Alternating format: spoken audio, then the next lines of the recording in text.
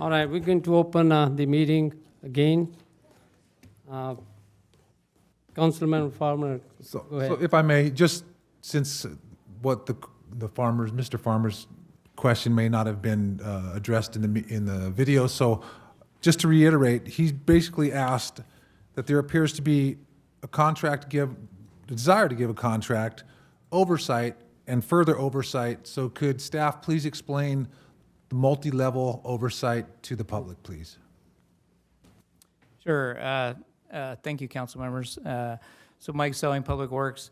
To essentially, I guess one thing I'll note on this, we actually got 8 bids, so we had really good competition on this. We only showed the top 3 in there, so, but if you look at the bid tab, there's another 5. So really good response on this.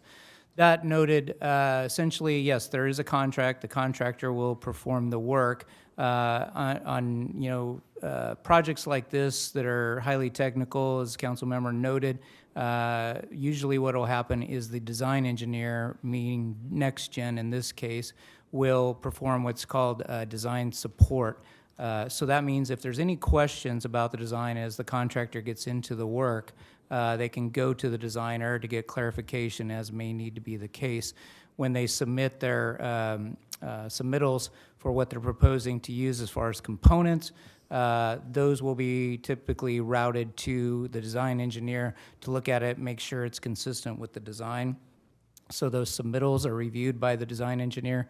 And then, and if you look at their scope of work, there are some other aspects as to when the equipment is started up after, essentially the construction's complete. They will do some testing there to make sure that it's operating as designed and expected. So that's NextGen's role, if you will. And then to look at KSN as the construction manager, and what their role is to oversee the contractor, to make sure that they're complying with the plans and specifications, what's listed, that they're doing quality work, that kind of thing. They're doing probably some materials testing, compaction, geotechnical work as needed with the channel and with the concrete, and checking the coatings that they're done properly. So hopefully that explains the different roles.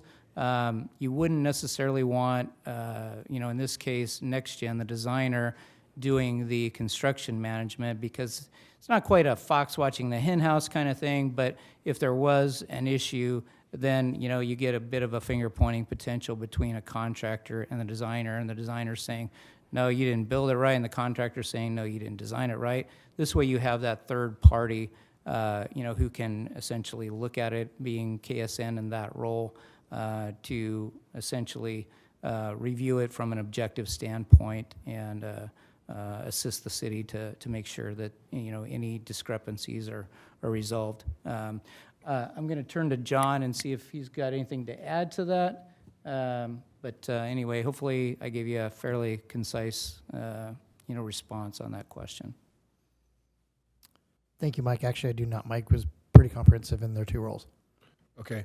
And I appreciate the explanation. And it does make sense that there's a certain design, if they're doing something, they need to go back and say, hey, is this exactly how it's supposed to be or whatever? So, it does make sense. And for those in the audience or online that are watching, this is how government works. This is how the $200 hammer phrase came into play, or the $2,000 hammer or whatever it is nowadays with inflation. But I did have one more question, though, or actually 2 quick, just to kind of understand. So there's contingencies always built in, 10% typically in this case, and all 3 of these. So on the consulting contingency, where you say that the purpose of that, what they believe is NextGen, if they have design questions, they come back and ask this question. So I would assuming that contingency would be where if the contractor came back and ended up asking a lot more questions than was further anticipated, and it cost more of NextGen's time, then they would go into the contingency amounts, right? Potentially, yes. Okay. And then my last question is kind of about the bid. I just kind of think it's funny that I'm looking at these and they're kind of handwritten on here. And I'm only looking at one page. I'm looking at page 8 on the staff report. Has a chart and it has some handwritten numbers. and it goes through like mobilization this much, demolition this much, temporary bypass piping. It goes into kind of itemized, painting, blah, blah. And it's just like the amount for that, 60,000. This one's 40,000, 100,000. They're not like 100,000, 100. They're exactly 100,000, 90,000. It's like they just rounded up. It's like just, and one of them is 32,680. So it's very specific, although the other ones are not. Just curious your insight. Why would they get so specific on one number and the other ones are just bulk numbers rounded to like the nearest 100,000? Yeah, I mean, it would be totally speculative on my part, but I can tell you that contractors will play games on their bids. They will front load them where they can, meaning, items of work that are going to be, one of the first things done. They will probably put more money on those so they can get more money up front, things like that. The other thing you'll see something like maybe that 32,680. While it doesn't end up in a nice round $1,000 round off at the bottom, because you do still see that $680 there, it could be, although that's miscellaneous, if I'm reading it right, yeah, miscellaneous items. They probably had a few things that they got prices for that they considered in that category item. What didn't fall clearly, at least in their mind, in one of the other bid items. That they got some specific numbers for, and that would be my speculation as to how they got that. Sometimes they just have a target number that they think, that will make them successful, and so it ends up being, the basically the last number that they've. And I know you're not the contractor, so I mean, Yeah. you're just guesstimating, and I appreciate it, Mike. I mean, you're not going to know. It's just, if I come out and said, oh yeah, where your concrete's going to be, let's be 10,000. I'd be like, well, can you be more specific? Like, because, a dollar's a dollar and it's taxpayer money. So Right. I guess I appreciate the questions. And this is to replace some stuff that's like 30 years old, it said? Correct, yeah. I mean, you got the influent channel there, and that's where, essentially the raw sewage comes into the plant first. This is the first phase, and then you have what we've got currently as a bar screen, but that's what's going to pull all the, the bigger items out, regs and whatnot. People, send all kinds of stuff, unfortunately, down the system, but. And the funding source of this is Fund 07, which is the wastewater? Correct. Okay. And that money comes from, So this is basically a component of the sewer fees that, the constituents pay, is essentially funding this, so. constituents meaning citizens. Correct. All right. Thank you, Mike. Thank you, John. Didn't mean to beat you guys up on this. I just, gotta ask questions. So thank you. No. Appreciate it. That's all I have, Mr. Mayor. Thank you. Any other council member, any other comment? If it's not, any public comment on this agenda item F4? No public comment. If there is no public comment, adopted resolution number 1, authorize execution of a contract with Logan Brothers Construction in the amount of $1,154,680 for the construction of wastewater treatment plant influent channel upgrade project CIP 520. Number 2, authorize a 10% construction contingency in the amount of $115,420. Number 3, authorize execution of Nexen contract amendment number 2 in the amount of $110,640. Number 4, authorize a 10% contingency for the Nexen contract amendment number 2 in the amount of $11,060. Number 5, authorize execution of task order with KSN Incorporation in the amount of $133,359. Number 6, authorizing a 10% contingency for KSN in the amount of $13,331. Number 7, authorizing an appropriation of $1,385,000 from the wastewater fund 007 for the project. Number 8, authorizing future amendment, if any, with Nexen and KSN within the approved respective contingencies, contract change order, if any, within the construction contract contingency, acceptance of the improvement, and assurance of a notice of completion upon satisfactory completion of work. May I have a motion to approve F4. So moved. Moved by Council Member Vandenberg, second by the Mayor. Madam Clerk, may I have a roll call vote, please? Vice Mayor Lozano. Councilmember Papineau. Aye. Councilmember Farmer. Aye. Councilmember Vandenberg. Aye. Mayor Sandu. Aye. Motion passes by 5-0.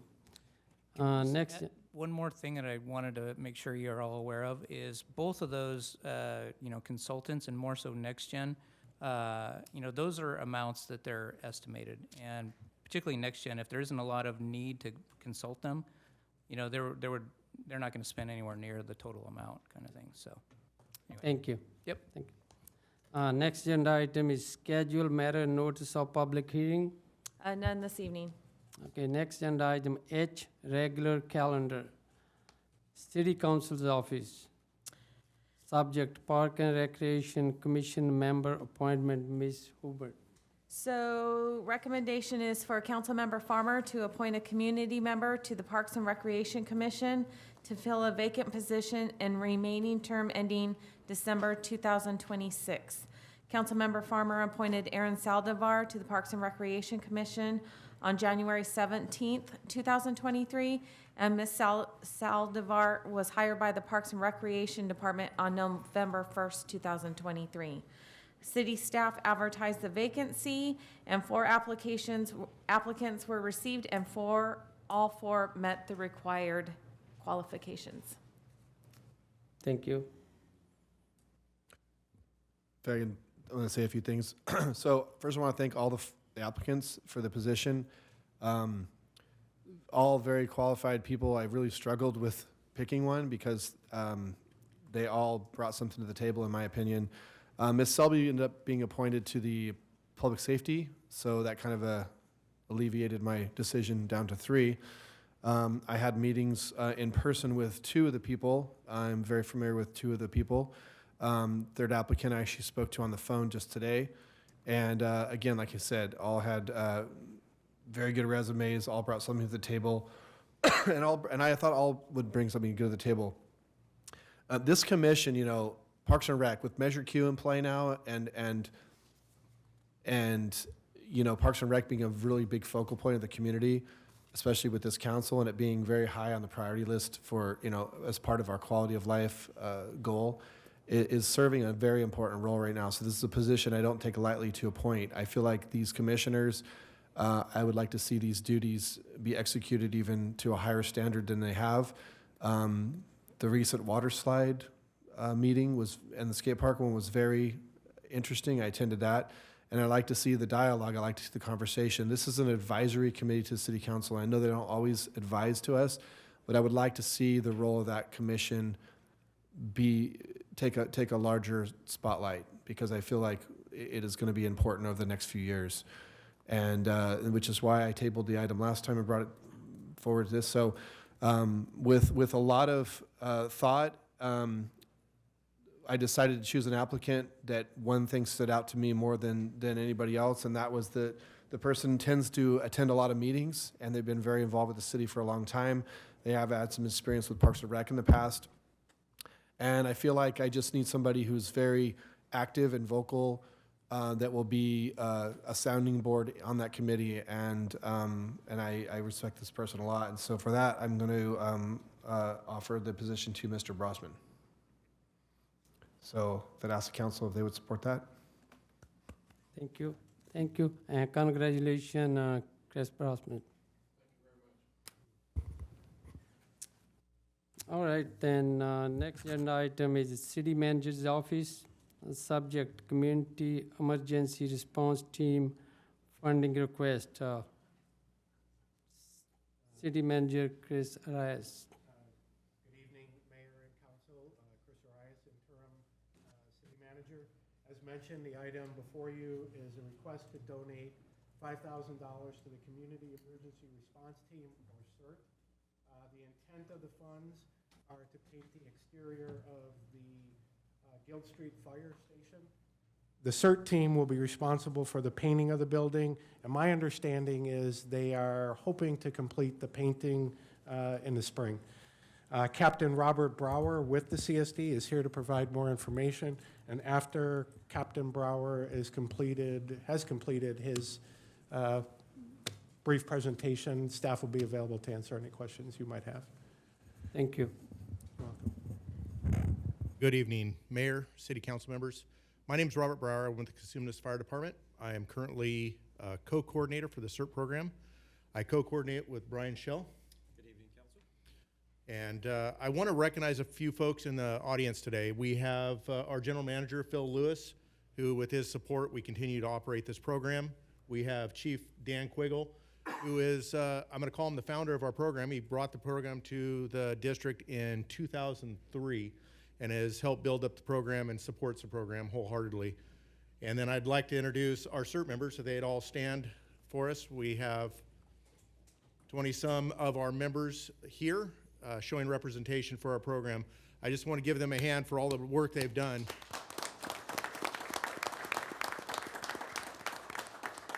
Thank you, guys. I really appreciate everything you've done. They spend hundreds of hours every year supporting the communities of Elk Grove and Galt and making sure that our community is a safer place. So with that, I'd like to go ahead and start the presentation. Tell you a little bit about what CERT is. CERT was started as a way of getting citizens ready in case there's a disaster. So if there's a disaster, the community may not have fire and police to respond to them. So they built up the CERT program to better prepare these folks. They are trained in some basic heavy lifting and cribbing, some basic medical aid, and they go out if there's ever a disaster, and they'll take care of themselves, their families, and other community members before law and fire can get there to help them out. The program has grown legs. We have 3 levels in the program, and now we have first responders in the program that go out to the community and offer first aid. So some of your events, you'll see our CERT members out at the events offering first aid to the program. We'll talk a little bit about that as we move forward. So like I said, there's 3 levels of the program, and they start at level 3, which sounds backwards. It's a FEMA way of numbering, and that's their basic program, then level 2, and then level 1. So from there, I will turn it over to Brian to talk about the CERT classes. Okay, thank you, Captain Brower. So he stole a little bit of my thunder there. CERT program consists of 3 training classes that we provide to the public at no cost. We teach those classes, the level 3, twice a year here in the city of Galt. Then we teach the level 2 class, which is mass care and shelter. Then we teach the level 1, which is advanced first aid. The level 3 class is focused more on training CERT and citizens to be better prepared for disasters when they occur. The level 2 focuses on mass care and shelter, which correlates to our heating and cooling centers that we offer in the winter and the summer. We train individuals how to participate that and support the Red Cross if we do have to open a shelter. The level 1 is advanced first aid. You'll see the CERT members at all the local events providing first aid. They get that training through that level 1 training program. Next is the list of events that CERT does provide first aid support for. We participate at the end of the month. We'll do the Galt Extravaganza. We do that on an annual basis. The Heritage Festival, and then July 4th, we also provide first aid, and then any other additional events that come up throughout the year. Like Captain Brower mentioned, CERT also provides support if we have any kind of natural disaster, if we're at an incident locally, if there are such as like missing persons. We've also done searches for weapons to assist PD. So there's a multitude of opportunities for CERT to support the community, both on the fire side and our law enforcement partners. All right, with that, I'll pass it back to Captain Brower. And the reason we're here is the CERT Annex, as we've renamed Station 44 at 205 Guild Street. If you've seen the building, it was old 44. We used to house some fire engines there. The CSD has been generous enough to turn it over to the CERT program, and we have now turned it in. If you look at some of the pictures, we've got a classroom in the building so we can teach the classes in the location instead of taking up PD space. We can go in there and teach some of our level 2 and level 3 classes in the location. So CERT has gone in there over the last year and has painted the inside of the building, has set up the tables. The CSD has repaired some flooring and other items in there, so they now store all their items in the building. They have a classroom in the building, and we also store the MRU, as we call it, the mobile response unit in there, and we have some of their other apparatus stored in that building. So we'll be offering a rehab here locally to law enforcement and fire if there's ever an extended event that will be able to come out of there. We have several members of our CERT team that live here in Galt and are retired, and they'll be able to respond rapidly to those events and give coverage to it. And with that, do you have any questions that I might be able to answer about the program or the building? Thank you for your presentation. Thank you for everybody coming in. Now I'm going to turn to the other council member. Have any question or any? Just that the funding is for the painting of the building, is that? That's correct. We are looking to get the building rehabbed and painted to give a better representation for the community and for the CERT program. Well, after what y'all just heard about Public Works, 5,000 is a bargain.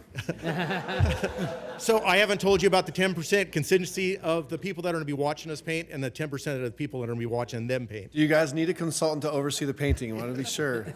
Now would be the time to ask. All right, thank you.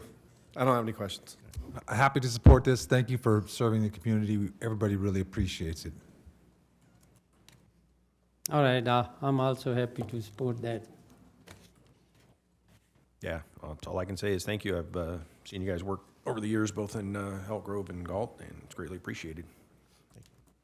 Thank you, Captain Brower, and all of the CERT members that have come. I've got to meet a few of you over the last several years, and I see some long-standing CERT members that have been with the program for a long time.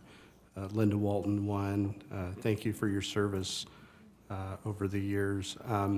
I would just encourage, I don't want to go into detail, but there's equipment that they store there that CERT uses that is very technical, and so I would encourage my colleagues to, when you have an opportunity, take a tour there and see what has happened. We've all been there for the toy drive, and it looks a lot different than it did a couple of years ago. And so I want to thank the Chief Quiggle and Chief Rodriguez for continuing to support this program.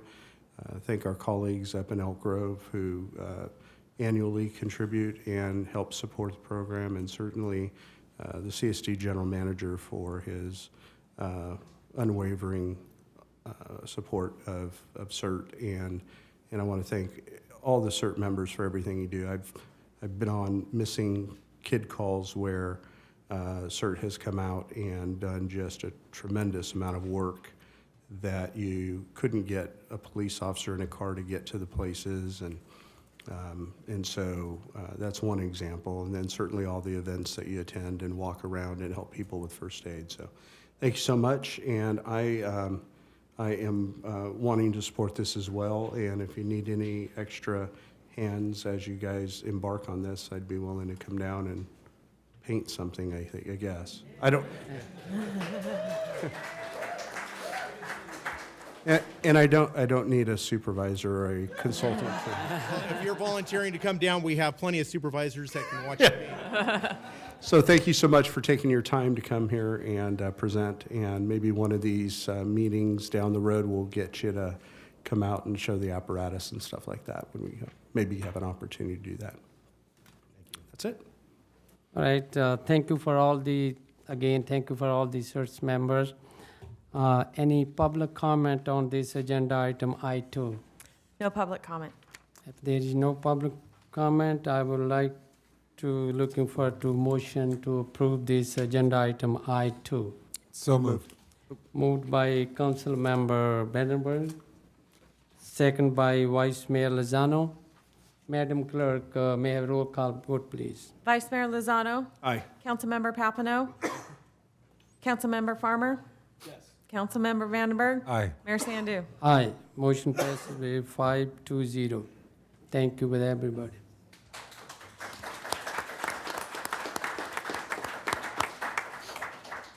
I want to thank you, the City Council, for what you're offering here to clean up the building.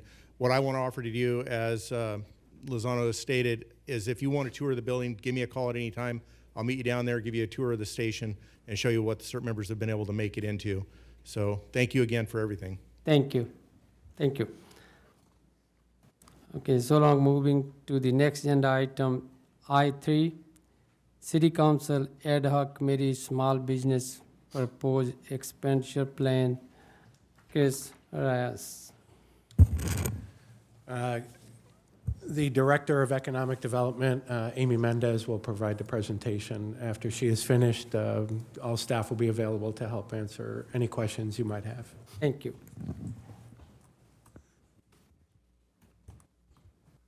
Good evening, Mayor, members of council. I'm Amy Mendez, Economic Development Director. I am here this evening with Kat Siebolt. Kat is the Communications Director at the Galt District Chamber of Commerce. Is that correct? Community Relations, sorry. I say that wrong every time.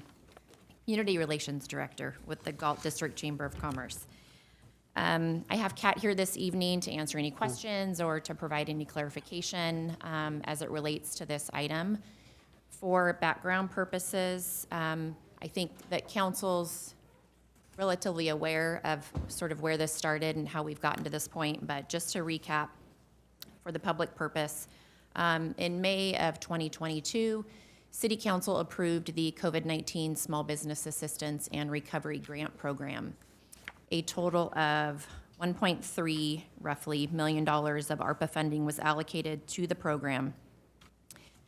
The program concluded in October 2022, and after 2 rounds of applications, 68 small businesses were awarded grants for a total of $787,000.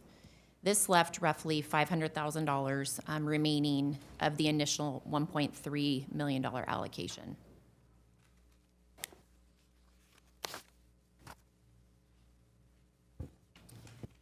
So subsequently, in March 2023, after the conclusion of the Small Business Assistance Program, the Galt District Chamber of Commerce presented the Visit Galt initiative to City Council.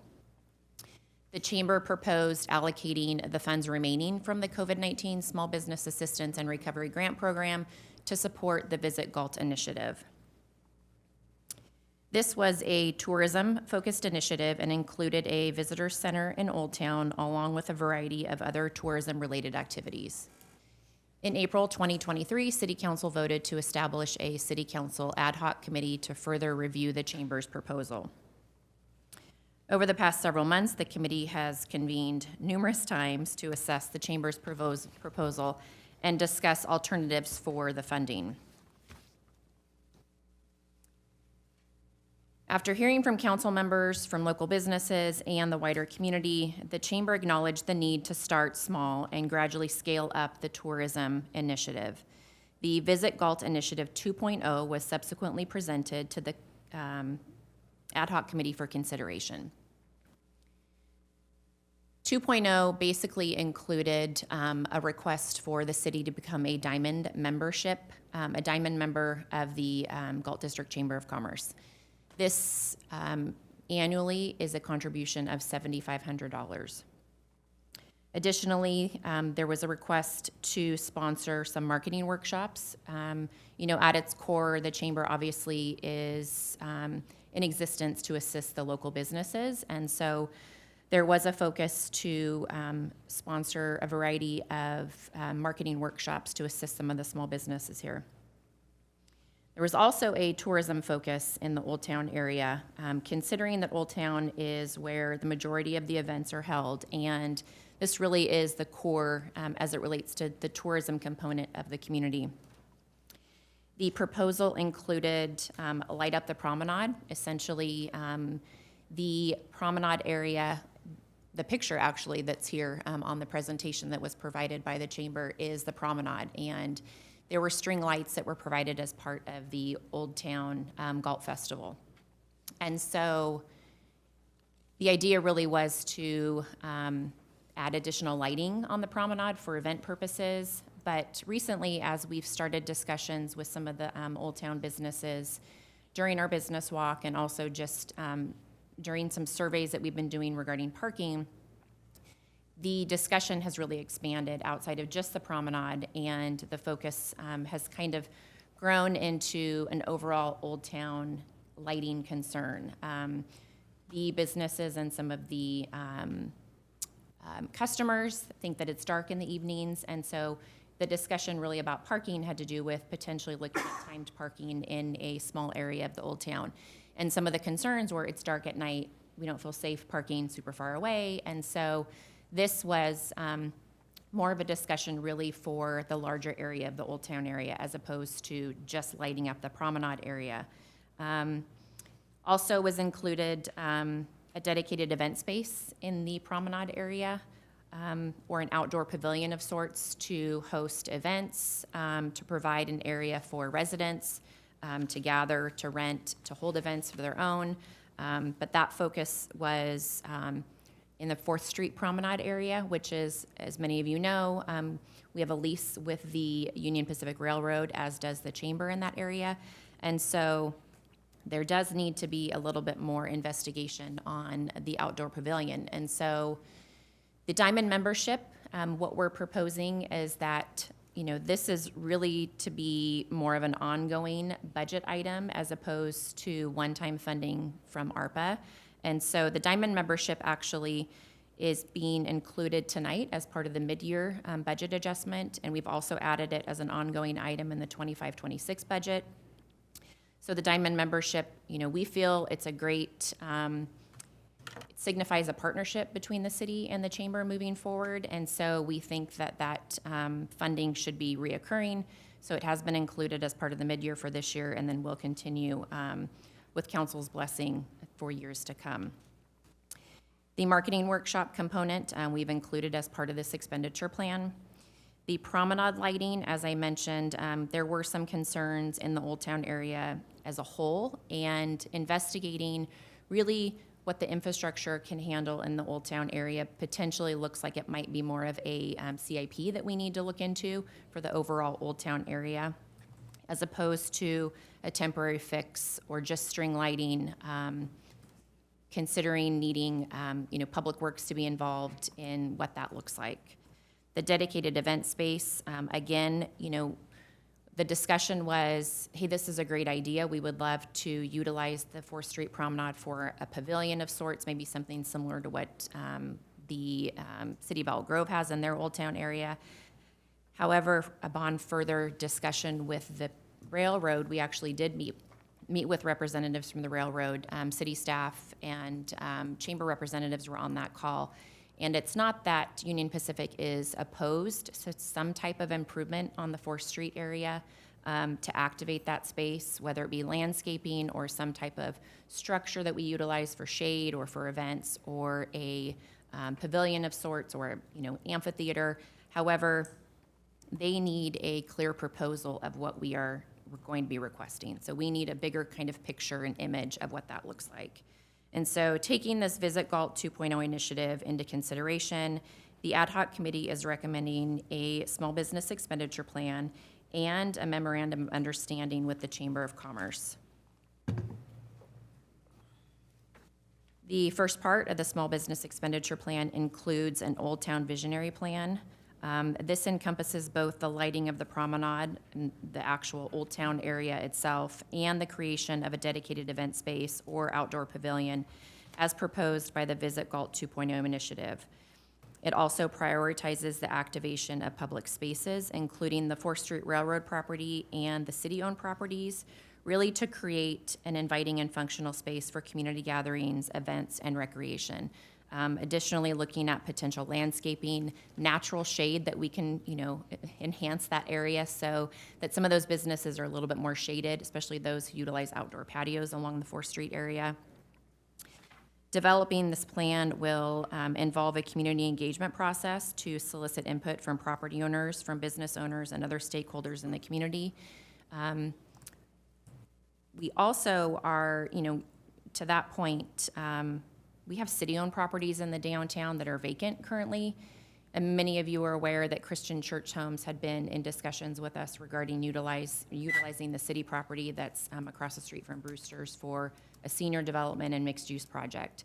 That is no longer going to be moving forward, and so, you know, the city now has the ability to try to program that space. what's the highest and best use for that property going to be moving forward? Should we do an RFP to bring forward another mixed-use developer to potentially look at ground floor retail with some type of residential? Should we take advantage of Measure Q and look at doing some type of gathering space with a splash pad or some, Kat's laughing because she probably hears this more than I do about, some of the amenities that people are looking for in the community. And so, is that a good area for us to activate with something like a park or a play area? The other is a piece of property the city owns that used to have the Boys and Girls Club on it. It's vacant. I believe it's on D Street. And, there's not a park in the downtown. Should that be utilized as a future park location for that Old Town area? And so all of these things really would be encompassed into a visionary plan for the Old Town. Talking to the business owners, talking to residents, and really trying to be visionary about what we want to see on the 4th Street area. Most of the, a lot of cities have downtowns with railroads that run through them. I mean, that's really the origination of downtowns was the railroads. And so this is something that, we would propose having a consultant work with us on for the community engagement piece, but also to bring expertise and ideas and best practices from what other cities have done. One of the things that the railroad shared with us was that they weren't opposed to us putting some type of shade structure on the 4th Street area. However, whatever we utilized would have to be removed in 30 days if they decided to cancel our lease. And so that really, puts some parameters on what we can construct down there. The city's not going to spend a bunch of money on infrastructure or large-scale projects that we have to tear out potentially. And so being creative and looking at ways, I know the Parks and Recreation Director had said, hey, maybe we should do some type of container utilization in that 4th Street area for pop-ups. So breweries to come in or restaurants to come in, being flexible with those spaces so that we could activate that area. And those, potentially could be utilized and removed in 30 days if, so required by the railroad. So that is, in a nutshell, the Old Town Visionary Plan and the proposal there. We also are proposing a memorandum of understanding with the Galt Chamber. Recognizing the advantages of collaborative efforts, an MOU is proposed to formalize the city's ongoing relationship with the Chamber. As we mentioned, the Diamond membership is sort of that first step, but also wanting to utilize the Chamber and their expertise to be an extension of staff for economic development purposes, for tourism purposes, and so this MOU really serves to provide framework for cooperation, and we essentially are going to be requesting funding of $115,000, which would be allocated to conducting a series of small business workshops. As I mentioned earlier, the Chamber is planning to host quarterly workshops with the small businesses, really focusing on marketing for the most part. That's one area that we've seen that a lot of our businesses, retail in particular, struggle with establishing an online presence, utilizing social media. We see a lot of A-frame signs. We see a lot of flags that are flying outside. That's not necessarily the best way to advertise your business. And so really kind of starting from the ground up with some of these basic workshops.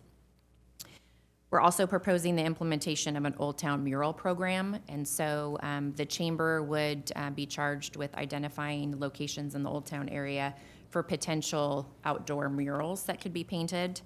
The last piece would be kind of related to that tourism effort by creating visitor-related publications. This would include an illustrative map and Galt-themed postcards and stickers to showcase the city's attractions and foster local and visitor engagement. A couple of years ago, we had a brochure that the city worked on. I think it maybe was with the Chamber. It was in 2017. It was a color brochure, and we keep getting requests to bring that back. And so I think this is kind of a great opportunity for the Chamber to kind of run with that so that the city doesn't have to put staff on that. And I think that they obviously have the wherewithal and the expertise when it comes to identifying some of those areas that should be highlighted as part of that program.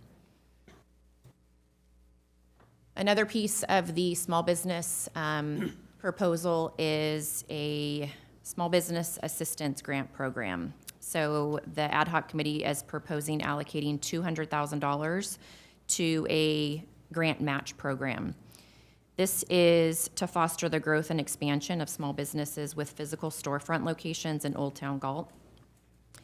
It provides financial support to eligible property owners and businesses, encouraging private investment and revitalization of the Old Town area. It would operate on a 50-50 match basis, with the City of Galt matching 50% of private investment funds up to $20,000 per applicant. Eligible uses would include tenant improvements, ADA compliance, equipment acquisition, facade improvement, outdoor dining opportunities, lighting enhancements, and signage updates. We have a lot of requests from, businesses in the Old Town for incentive programs because it's expensive to do work in some of these older buildings. We also want to attract specific businesses into the Old Town area. Restaurants bring retail. So having a concrete base of restaurants in your downtown is really important. And so these little incentives, we have a business that comes in and is potentially going to locate here, having an incentive program to do a kitchen build out, to provide opportunities for outdoor dining. I mean, it's really important for us to look at ways to activate our streets in the Old Town area. And so this could be really something to facilitate that. We also want our property owners and our businesses to invest in their businesses and invest in their properties. And at the end of the day, that's a win for the community, it's a win for the city. But trying to further facilitate the revitalization of the downtown and the Old Town area is really important. And so this was included to really try to spur some investment in the Old Town area. The last component of the proposal is related to the smash and grab burglaries that have been happening in the downtown and throughout the retail areas of town. The Small Business Security Assessment and Grant Program aims to address the security concerns of small business owners while promoting overall community safety and economic stability. There's two parts to this program. The first would be a security assessment, which would allow small business owners to apply for a comprehensive security assessment of their commercial property conducted by a professional security company contracted by the city. A report would then be created by the security company outlining property vulnerabilities and recommendations for security improvements. And then the second part of this would be a grant. So in conjunction with the security assessment, eligible businesses will have access to a security grant up to $5,000 per business to implement those recommended security enhancement. And so this would be available citywide for all of the businesses, retail. I think that, in order to place some parameters on this, we would likely look at areas that have been impacted previously by these smash and grab burglaries. So some of the shopping centers and then the Old Town area with vandalism and with some of the burglaries that have occurred. So that will likely have some precedence in terms of the applications because $65,000 is proposed, and that could go quickly or not, depending on who may be interested in this program. And I want to kind of preface, as it relates to the small business incentive program and the security enhancement program, these are sort of recommendations. These programs are in place in other communities. The City of Manteca has a very similar small business incentive program that I would be modeling this after. Theirs gives preference to the downtown area, wanting to enhance investment in the downtown area. They have a lot more money allocated to their program, and so for that purpose, that's sort of why I focused on the Old Town area as opposed to going with a larger area of businesses. Additionally, the parameters and eligibility requirements will be brought back to City Council for consideration. So this is just really a request for allocating of funding to these programs. The exact parameters, the guidelines, all of the details will be brought back at a later date for Council's consideration. So as You know, I mentioned the proposed small business programs included in the ad hoc committee proposal are aimed at bolstering the revitalization efforts of Old Town and providing vital support to the existing small businesses in Galt. A memorandum of understanding is intended to strengthen collaboration and solidarity between the city and the chamber while furthering revitalization of Old Town, providing funding for tourism efforts and small business assistance. Again, we are requesting council direction regarding the allocation of funding. However, it's essential to note that the proposed program's guidelines and eligibility requirements will be fully developed and presented to City Council at a later date. Lastly, I want to close with the Chamber's initial proposal requested that the City Council consider allocating 30% of our TOT to, which is transient occupancy tax, that we collect from hotel operators, to be used for ongoing tourism-related activities. This is still a consideration. We still think that that is a viable use of TOT, and so we will be bringing back a proposal at a later date for council consideration to talk about potential utilization of TOT for tourism-related activities. And I think what we envision is putting together some type of a committee that includes potentially restaurant owners, some small business owners, the hotel operators really want to say in where this money is being spent. They know who their customers are, who's coming into their hotel. And so I think the idea would be to collaborate with the Chamber of Commerce and with representatives from the community, the business community specifically, to kind of talk about where we should be allocating those TOT dollars. And so that will come back at a future date for discussion. And I think that is it. That's all I have. And I know, sorry, it was a lot. Chris told me 3 minutes, so I think I went over. Unless, Kat, you have anything else to add, if you want to mention anything. We're both here to answer any questions. Councilmember Vandenberg and Councilmember Papineau were both on the ad hoc committee and were engaged through this process. We had lots and lots of meetings, lots and lots of discussions and ideas kind of thrown out as it relates to how this funding should be spent. But at the end of the day, utilizing what the Chamber's request was for their Visit Initiative 2.0, I think that we sort of tried to stay true to what that request was, and sprinkling in a little bit of just small business assistance as an aside to that. So happy to answer any questions you guys have. Mr. Mayor, I would like to request that we discuss, it looks like there's 3 pieces to this. There's the MOU piece, right? And then there's the 4 pieces. there's the MOU piece, and then there's the revitalization Old Town part, and then there's the There's 4 pieces. Incentive. There is okay, 4 pieces. 4 pieces, whatever. Yeah. So thank you. I would like if we can not discuss the small business assistant grant program, if we could specifically take the discussion on that and talk about that specifically last, so that I can recuse myself. Potentially could have a conflict of interest, means that I have family who have business in that area. And so I don't want to be part of that conversation to influence that discussion. So I want to be a part of the other ones, but yeah. So for my personal clarification, are you requesting it on the second page of the report? It shows Small Business Assistance Grant Program and then Yes, Small Business Security Assistance Grant No. Program. Well, the So are you secu- saying that for both or just No, one? just the one, just for the one for the Old Town, because the security is a citywide, all business kind of thing. Okay, I just want to be for the clear. one. Yeah. So you can let me know. We can discuss that last and give me an opportunity to leave. Councilmember Farmer, I believe I understand there's a 4-part of this report. And there's a 1 part Small Business Assistant Grant Program, 200,000, right? And that discussion you don't want to be attend.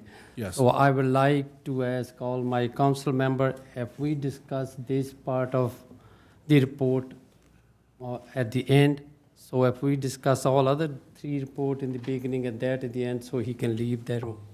If everybody agree that. I'd be good with that. I just have to caution everyone, I may have to bifurcate my notes a little bit, so if I slip, don't hit me. All right, so everybody understand, so we can discuss, there is a 3 topic on this report except one, and that The fourth one, we can discuss when council member Farmer left from the room. So I'd like to dive in if I can start off. First of Yeah, all, I want sure. to thank Kevin and Jay for spending like a year on this. It's been a long process, a lot of meetings, and I appreciate you guys really hashing it out and just trying to come up with some kind of compromise with the chamber and with the city staff. I want to thank you for the proposal. Seems like a lot of thought went into it. So in regards to the security piece, my understanding is that this would be available to all businesses within the city of Galt. At $65,000 is the full amount. And the first part is they could apply for a security assessment to come out, somebody assess the business, give recommendations about what they could or couldn't do, so on and so forth. And then the second piece would be that they could apply for a grant for up to $5,000. That's not a match thing, that's just a grant for $5,000 to use for security. So my thoughts on this would be, I like it. Two problems that I see, or some problems, and just maybe not problems, but just kind of my insight is, so one of my businesses I did for 25 years is we did security cameras and things like that. And so on one hand, $5,000 doesn't go very far in some respects, but in other respects, you can do a lot with $5,000. So I think the amount might be appropriate. But what I'm concerned is with $65,000, you're looking at basically 13 businesses that can take advantage of that. And if this is a citywide program, that's going to get depleted so fast. It's going to be like a free-for-all. People are trying to get that $5,000. So I think, you know, Amazon cameras and stuff like that and other, I'm just talking about camera stuff, but other measures can actually be a lot cheaper. You know, I wouldn't recommend people put bars and stuff on their windows, but I think if we were to maybe, if the council was to consider lowering that, whatever the final proposal is, this is just obviously input, right? Maybe lowering that amount, even if we were to cut it in half to 2,500, I mean, that would allow 26 businesses to get money. 2,500 still goes a long ways to beef up security. It can, you know, Amazon cameras like $100 a piece. They're cloud-based. You could do a lot for 2,500, or maybe even 15. I don't know, but I think we should lower that threshold to allow more people to partake.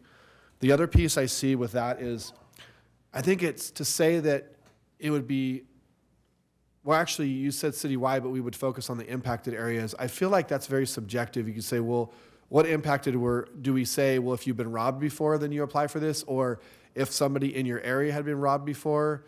Because the robberies were kind of all over, and I would hate to have someone be turned away because we felt like there hadn't been any problem in their specific business location. Because, not to say somebody would do this, but somebody could say, like, oh, last night somebody threw a rock through my window and now I've been vandalized, so now I'm eligible for that money.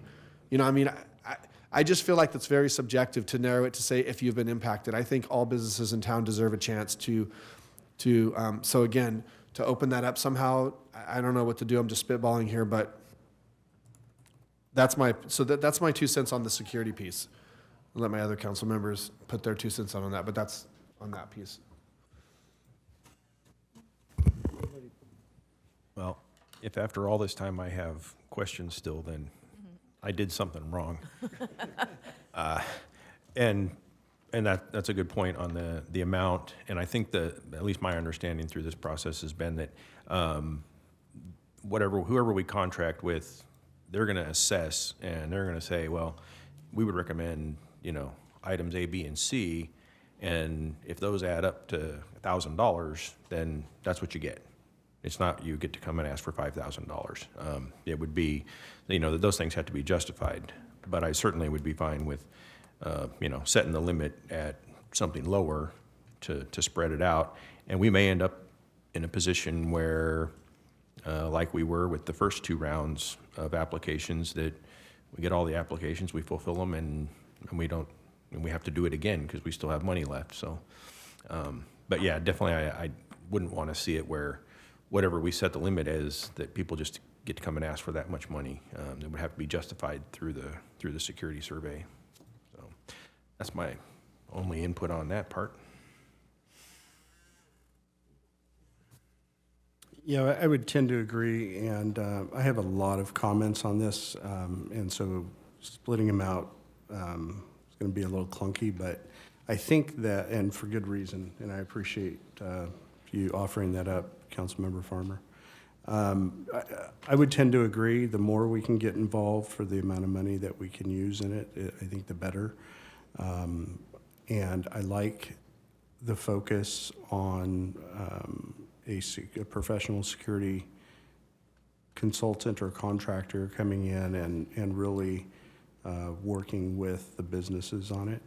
I would offer up, and I'm sure this has already happened, but I would say that there needs to be a connection between our local law enforcement and that security company. And I don't want to put any more on the police department's plate, sorry, chief, but at least so that they're speaking either the same language or the same,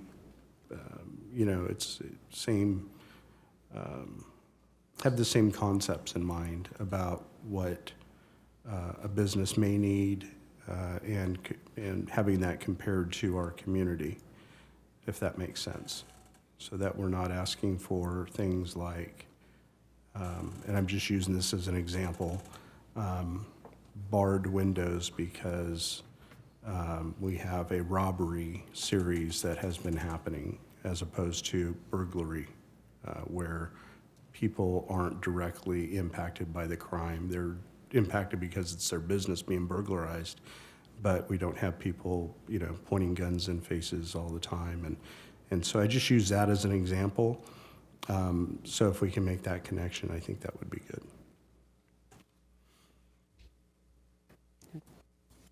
Thank you, Mr. Mayor. Thank you. I think I agree with you, Rich, and I think what he's, maybe I'd say to reiterate it a little different, if the police would prefer a 1080p camera because you can actually read a license plate as opposed to a 420p that is just grainy, guesswork, that might be a good guideline to go on. I would like to thank the chamber as a whole for, even though it was a very circuitous route, the chamber took to heart criticisms, obstacles. They reached out to many people. They took advice and opinions seriously. They took the time to analyze it, look back and reflect at what their goals were, adjusted those goals for the skill sets that they had and what the city needed.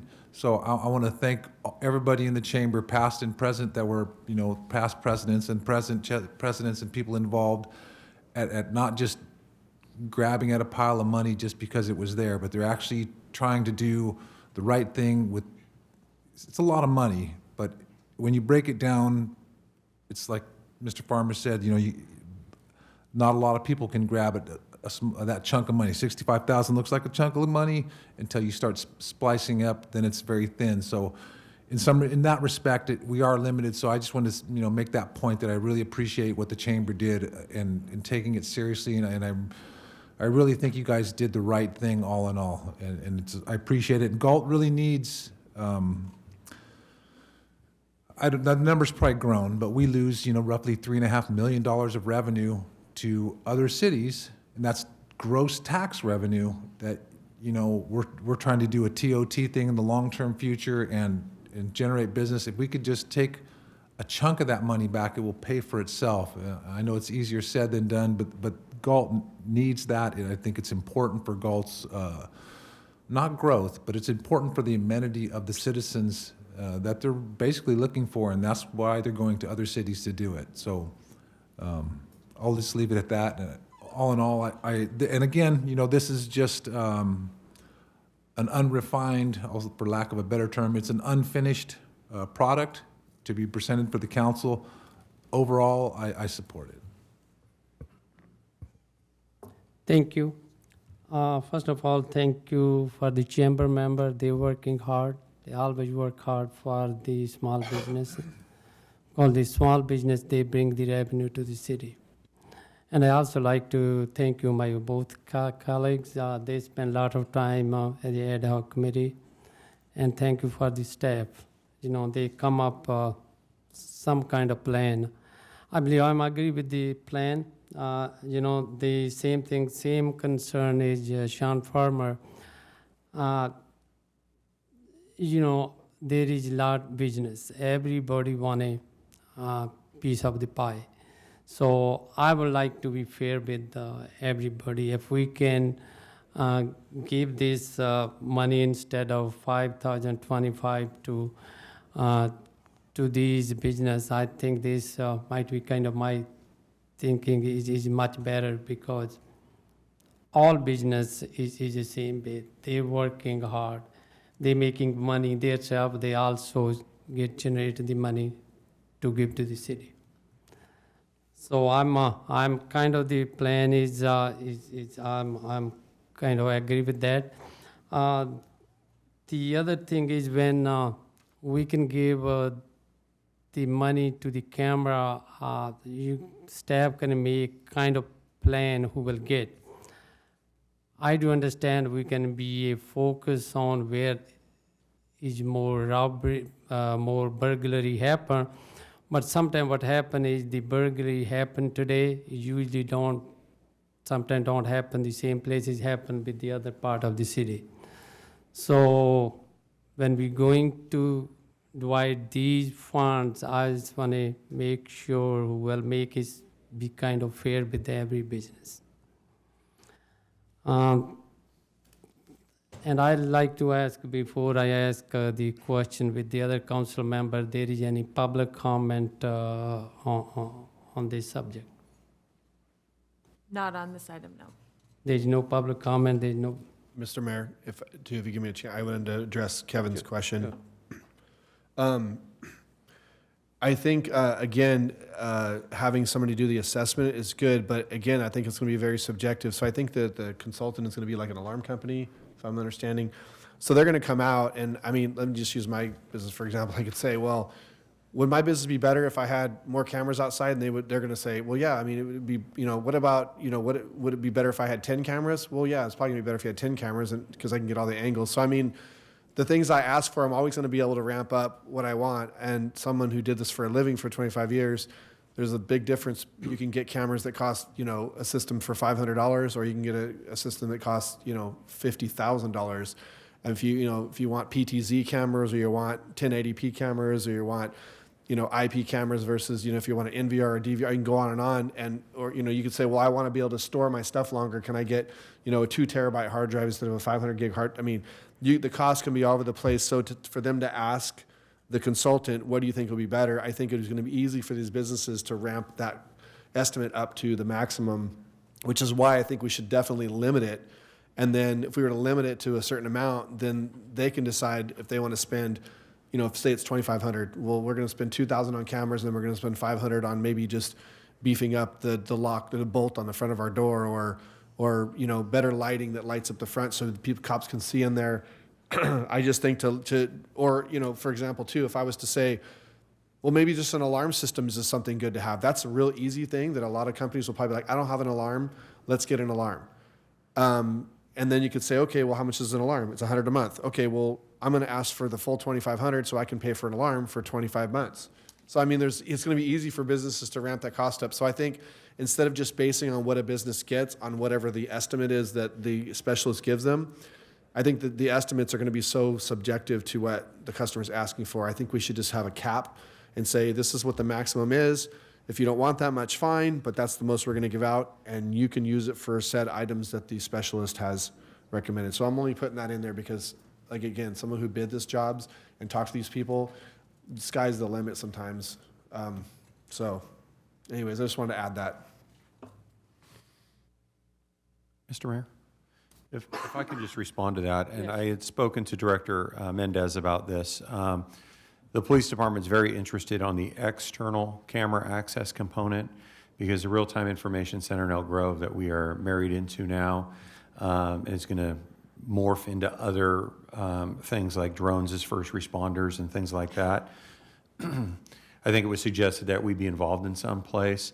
I think if this item is intended for the facility specific, for example, John's coffee shop and his immediate premises, and then the city focus more on the larger venue like the promenade or intersection locations through Flock with their pan tilt zoom cameras, in conjunction with what we're looking at citywide with that Arctic, may be the perfect blend you're trying to achieve. Because I do agree, one location could spend a considerable amount of money just on cameras. But I think we're looking at doing something citywide, more in the common areas, to help that solution, if that helps you during your deliberation.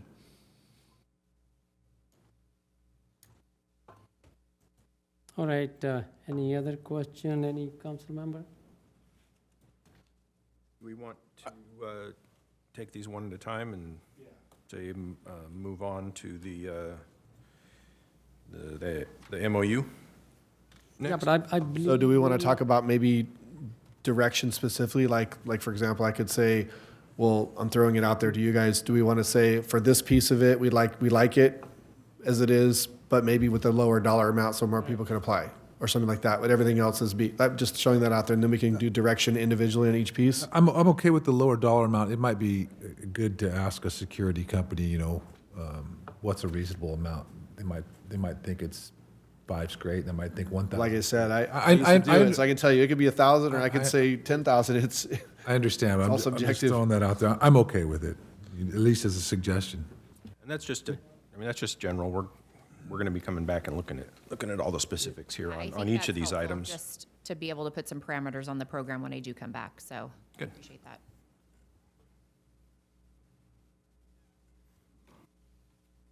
Okay, so then MOU it is? Yeah, so move on to MOU. I guess I can kick it off. I love the idea. I think it's important. I think the promenade important.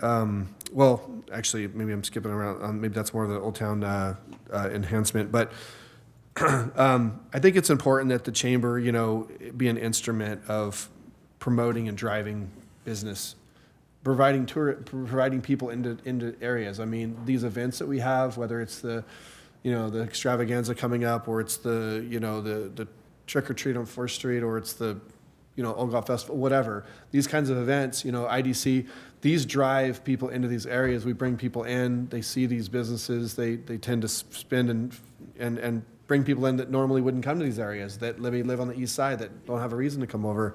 So I like the fact that, we can influx some money in, because these events cost money, and we all know, any of us that have ever been involved in planning an event and participated, it's like we always usually go to businesses and ask for money, right? Can you sponsor? And it's like always the same dozen businesses that are putting forth money, and they just can't afford to keep bearing the brunt of these events, and these events cost a lot of money.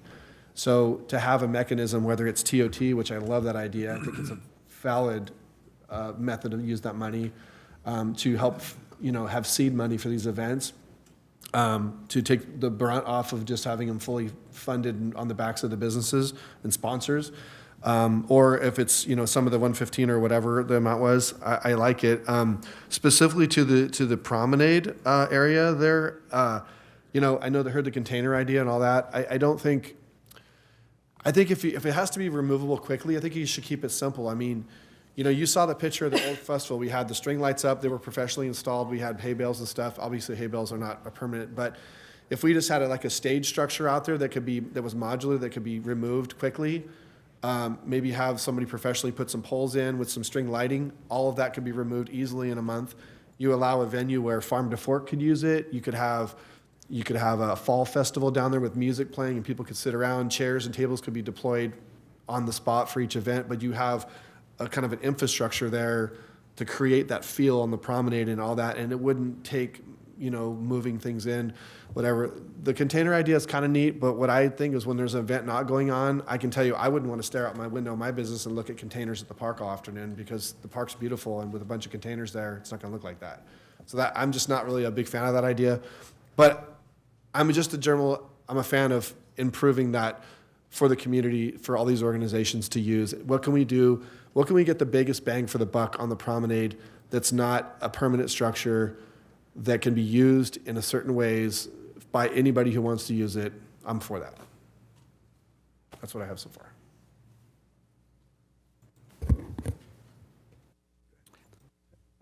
I have a couple of comments, Mr. Mayor. And again, my notes I'm jumping around a little bit, but I want to thank Councilmember Vandenberg and Papineau for taking on the ad hoc piece for the council, and certainly thank the Chamber, Kat and Bonnie and everybody that's been involved in this. Ms. Markle, thank you for your support. You know, it was January of '23 when I first learned about a Visit Galt initiative, and I think what I said then still stands true, and it's coming to fruition, and I really think it's a good thing for the community and certainly for our existing businesses and ability to drive new business where appropriate. I like the fact that we have a partnership and we're talking about the MOU piece. Thriving cities throughout the state of California, and I've been in many in the last several years, and certainly in other states, I always ask, how do you work with your Chamber of Commerce?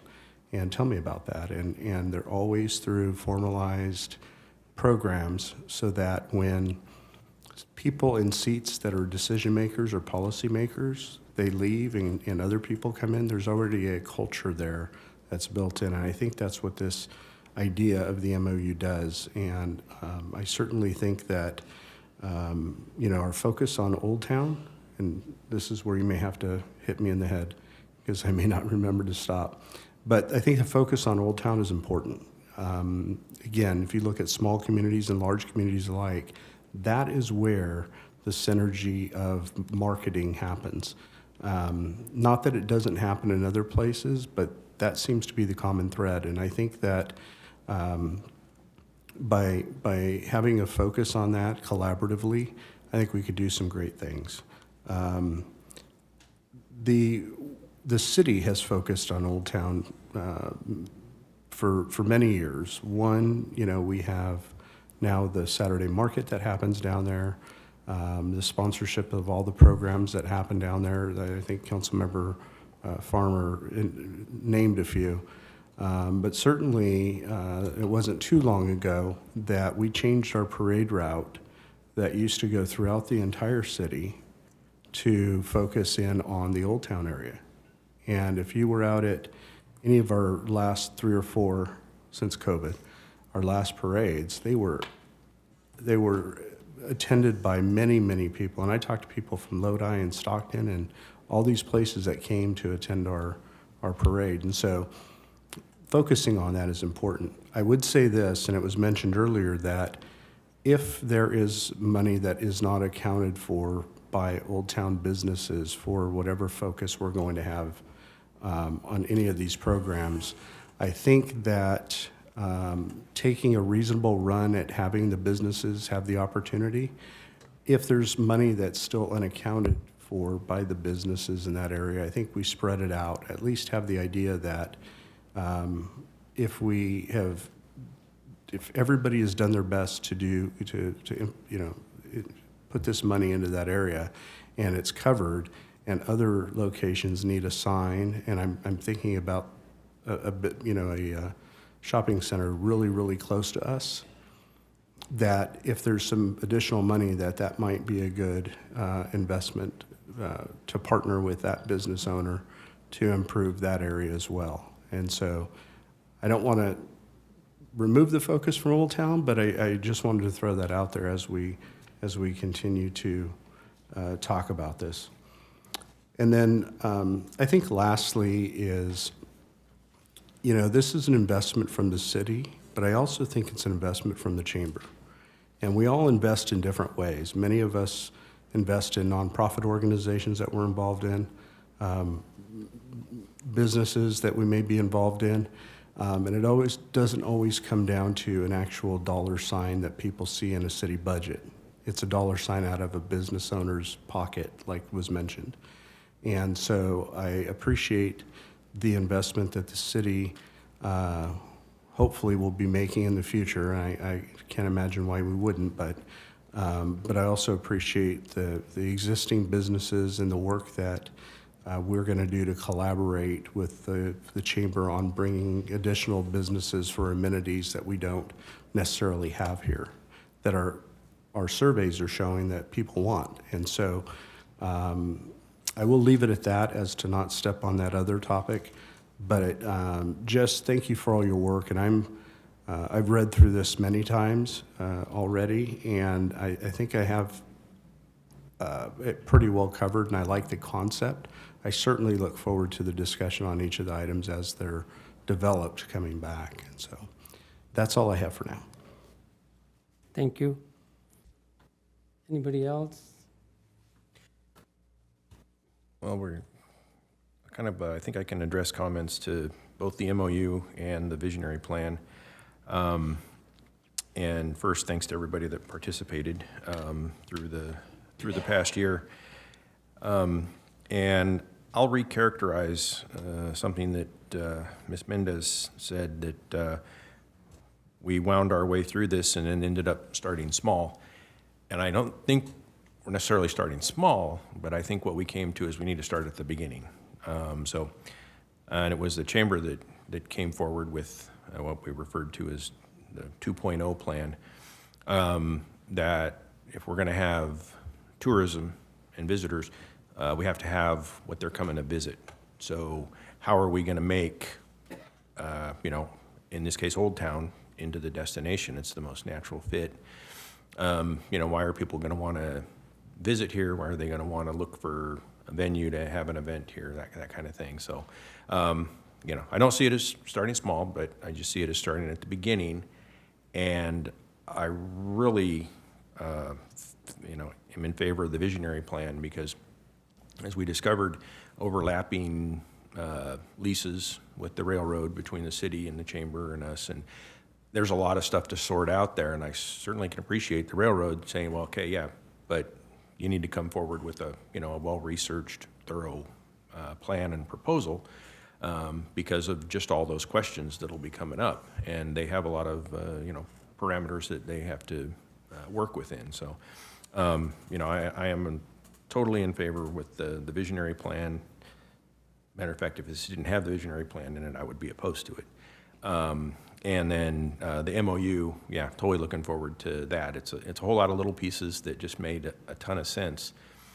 And one of the things as I've said before, I try not to look at social media, but I have seen time and again when I do look that a business is closing, and the comments then go, "Oh, I didn't know they were there." And in one case, that spurred some business for a while that the business decided, okay, well, we'll stay open a little longer. So yeah, at the cost that we discussed of what it would be to help these people get the word out so that folks just in fact do know that they're there. It's a no-brainer. So that's just one example. So I appreciate both of those sections. Thank you. Thank you. The one thing I would like to, a little bit discuss with the ad hoc members and the chambers and the staff. I think my concern is same thing with Old Town. We're going to focus on Old Town, but we also need to find a way the boundary of the Old Town. There is business. I don't know, you guys calling me. The Old Town, we need to Pacific because the Lincoln is also downtown and Old Town. And these business also generated quite well money as compared to the Old Town. And myself, I was not figure out where you can draw the line, and when Pacific, any allegation money going to Old Town.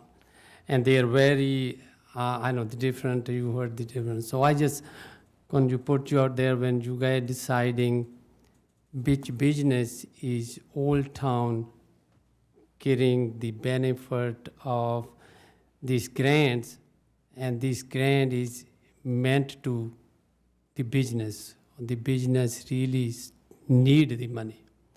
I'm not talking about the business is franchise business or the business already in a good standing. As a city or myself, I can speak, I like to help everybody if we can. Yes, we can be more focused on the downtown. I think this is part of my heart, but we also want to make sure how far we extend. We never, we always is Old Town, But the old town is it come to the Lincoln Way, or it's go to east side, west side of east side of Lincoln, and how far is extend. So I just gonna put you out there when you guys make a decision how and especially with the chamber, because the chamber member is from whole city. So I just want to make sure you guys have a good discussion. You guys already spend a lot of time on this, and we want to make sure everybody be getting some part, as I say, some part of the pie. Thank you. Mr. Mayor, I wanted to say one last thing. My thought just was sparked by what Kevin was saying, and he made a good point.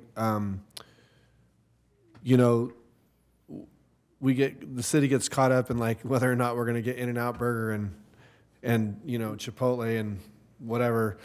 But I'm not saying those things would be great, but I also think what I like about this plan too is that we're focusing on helping the businesses that are here, because some of them are struggling, some of them are considering moving out of town, some have recently moved out of town. One in the Old Town area specific has moved to Oak Grove. And actually, there's a word that another one on Lincoln Way is actually going to look for a new location outside of town.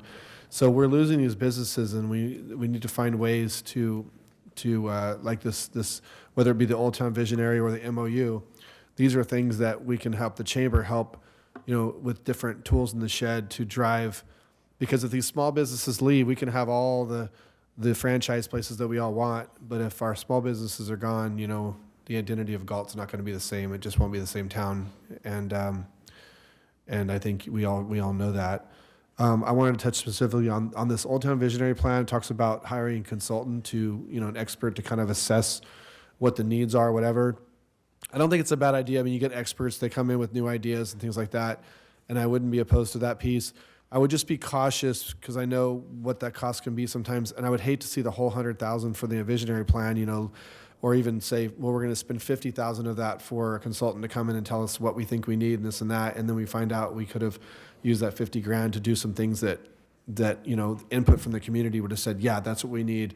Like we need lighting for the promenade or whatever. We could have used the $50,000. So I want to, like you said, make sure we best bang for the buck. I don't want to just be frivolous with the money. It's $100,000's not a lot, and if you're going to do anything in Old Town, you need a plan.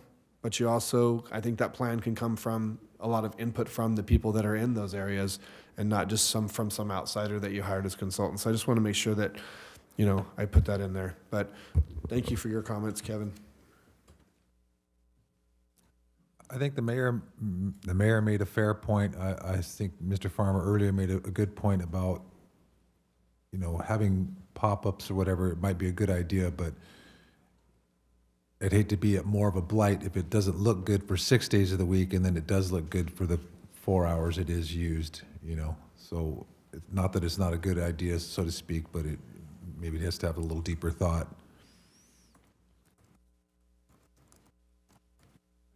One more comment. Yeah, go ahead. I just have one more comment, and I feel compelled to at least address it. I just want to make the point that although I am totally supportive of independently owned businesses, I just want to make the point that we have at least 5 national and regional franchise restaurants and or businesses in our community that are owned. Those franchisers are owned by local residents. And so when people think of franchise, I just want to make it very clear, at least my point, that just because you have a national chain restaurant or whatever sign outside your business doesn't mean that you get a whole lot of economic support from that national chain. And so there are a lot of people that own, at least 2 that I know of that live in this community, that own those businesses that do very well. But I don't want to totally disregard that area of our business community because they have a name, a tag attached to them as a franchise. They are family-owned businesses, and in fact, I met with one a couple of weeks ago, and talking about his business plan and how it's working. So I think that as we move forward, just kind of put that in the back of your mind that we do have those family-owned franchises that do struggle, and we've had a few leave town over time. And so maybe it's a deeper dive into and they're certainly not necessarily in Old Town, but as we move forward, certainly take a deeper dive into what their needs might be as well. Thank you. So if you want to move on to the last subject, and I can step out, you guys can discuss the small business, I forget what it's called, the Small Business Assistance Grant Program. Would that be okay? We're done talking about the other things? Does Yeah, anybody when have we any? discuss, we were after Okay. done, we can call you then. Do you think you guys have sufficient direction on the other items at this point? Just kind of make some tweaks? Okay. All right, then I'm going to step away. Let me know when you guys are done.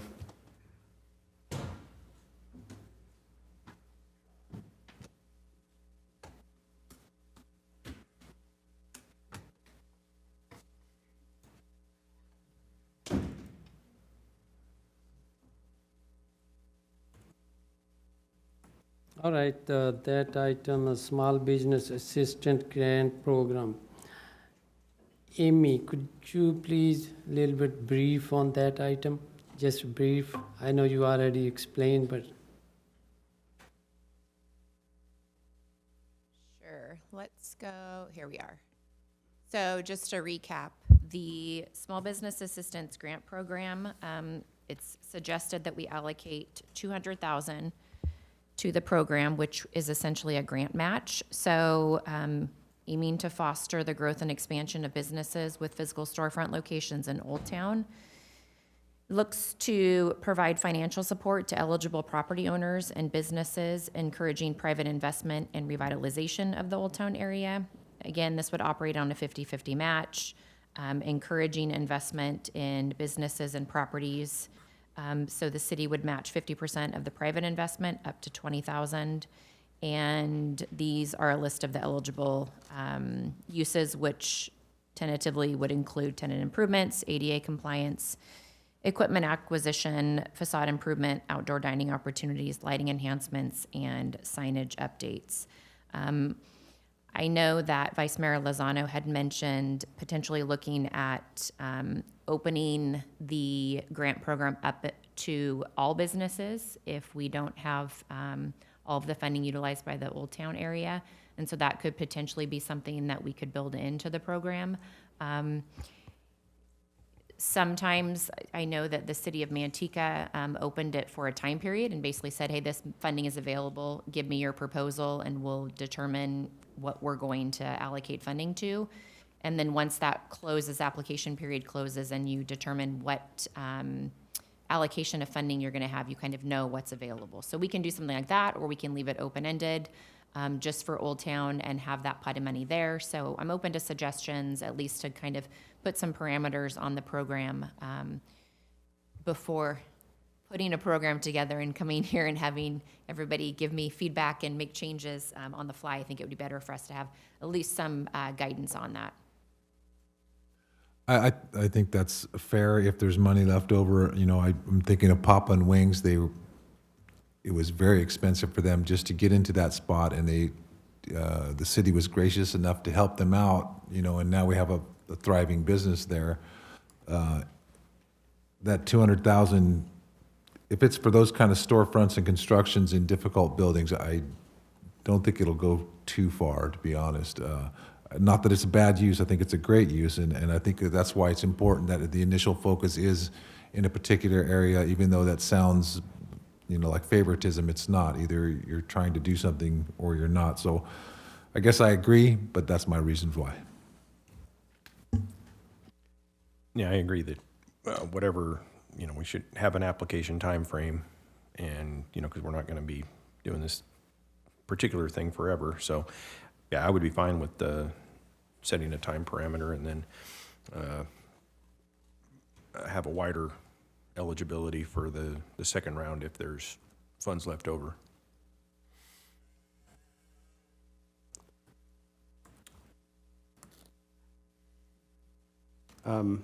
I would agree, and just for the public's knowledge, we've been talking about Old Town, and I have an idea based on our conversations, Amy, but I don't know that everybody has the same idea of what area we're truly talking about. Could you kind of explain what that looks like?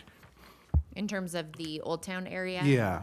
I think that the idea would be for us to utilize the downtown commercial zoning in the Old Town area. And so the downtown commercial zoning encompasses 4th Street, primarily Galt Place to A Street.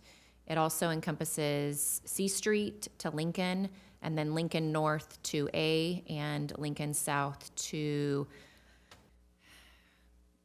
past Caroline, I want to say. And so it does encompass Lincoln Way for the most part with that downtown commercial zoning. So that's, I know that there's been discussion about downtown being separate from Old Town. I think that we need to get away from that branding. It needs to be one cohesive area, which includes Lincoln Way and 4th Street with C Street as a connector. That would be my recommendation so that we can brand it as such.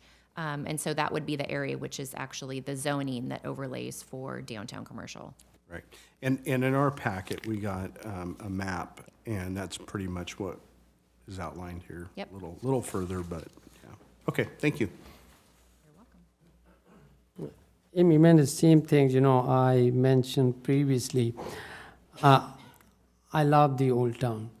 But the thing is, when this money can go to the business, there is some business in a Old Town, they are doing good. There is some business is out of that area, they are not doing good. So to me, that's why is whatever we left over, these business really in struggling, this money should go on this business. I don't know what kind of requirement you're going to make. There should be some kind of requirement. This business is doing good. They should not be get any money. The business is not doing good. They should get this money. Because actually this money was meant to, from ARPA money, that money is left over. There is no more ARPA right now, but it's meant from the ARPA. So we're using these business is have a trouble that time or no, they should get that. That's my 2 cents. I do want to clarify that, the basis for this would be a grant match. So a business would have to invest in their property or their business in order to receive funding from the city. So this is really encouraging additional investment to a business. The initial small business assistance COVID recovery grant that we allocated funding towards back in 2022, we issued 67 businesses grants, and that was really what the purpose was, to assist those businesses who had lost revenue as a result of COVID. This is a little bit different. This is really us trying to encourage investment into our businesses, into our properties in the Old Town area. But again, I think to your point, the idea would be put some parameters on the timing of this application period, allocate the funding, and then come back and we would open that up to all the businesses in the community. Thank you.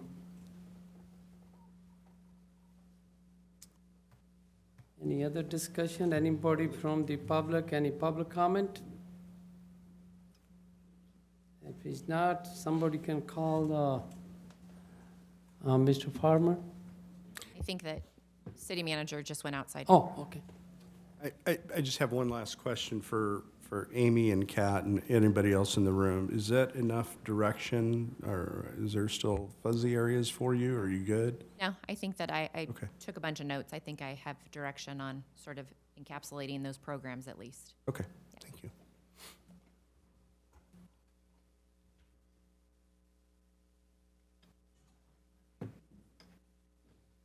Somebody play a song, dance, or somebody play a song or dance or something. Oh. Polka? Polka, no.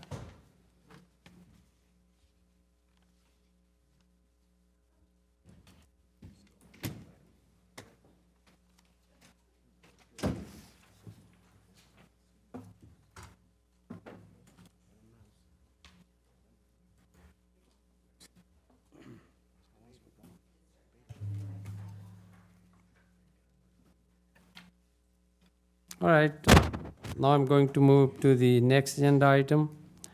Finance Department, subject fiscal year 2023-24 mid-year budget projection and adjustment. Mr. Boring.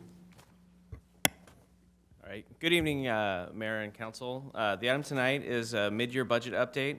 The resolution includes a few admin items related to carrying out the budget and a revised appointed salary schedule, and that's to update the city manager salary to reflect the contract amount for the interim city manager. And I'll try to be brief. I know budgets and numbers are everyone's favorite subject. I feel like I got the bad end of the sandwich. You got the exciting business stuff in the front and PD at the end, and numbers in the middle. So just to clarify some terminology for the report. So a lot of time in the report, it'll have, in the schedules, it'll have budget, and that's referencing the revised budget. And I want to provide just some context of what goes into the revised budget. So it starts with the original budget that was adopted by council. And the fiscal year 24 was originally adopted in June of 2022. So we start with that original 2-year budget. We have carry forward, so all of our budget authorizations have carry forward. So those are typically capital projects that span multiple years, and that allows the city manager authorized carrying those budgets forward. So we have continued appropriations to finish those projects, and also to help with timing. So if we issue purchase orders to get equipment or services at the end of the fiscal year, often we don't receive the services or that equipment until the next fiscal year, and depending on the timing, those expenses will have to hit the next fiscal year. So the budget resolutions have the authority to carry over some budget specifically tied to those purchase orders. And then other budget adjustments. So now they're at mid-year budget adjustments. We have the original budget, we have some carry forwards, we have the midterm budget that council approved in May of last year. So we also have the midterm and mid-year to make it extra confusing. But all of those combine to our revised budget, and that's what we currently have. And then our mid-year projections, that's, staff has gone through the budget, and that's the recommended changes that we think will cover all of our expenses and revenue adjustments to the end of the fiscal year.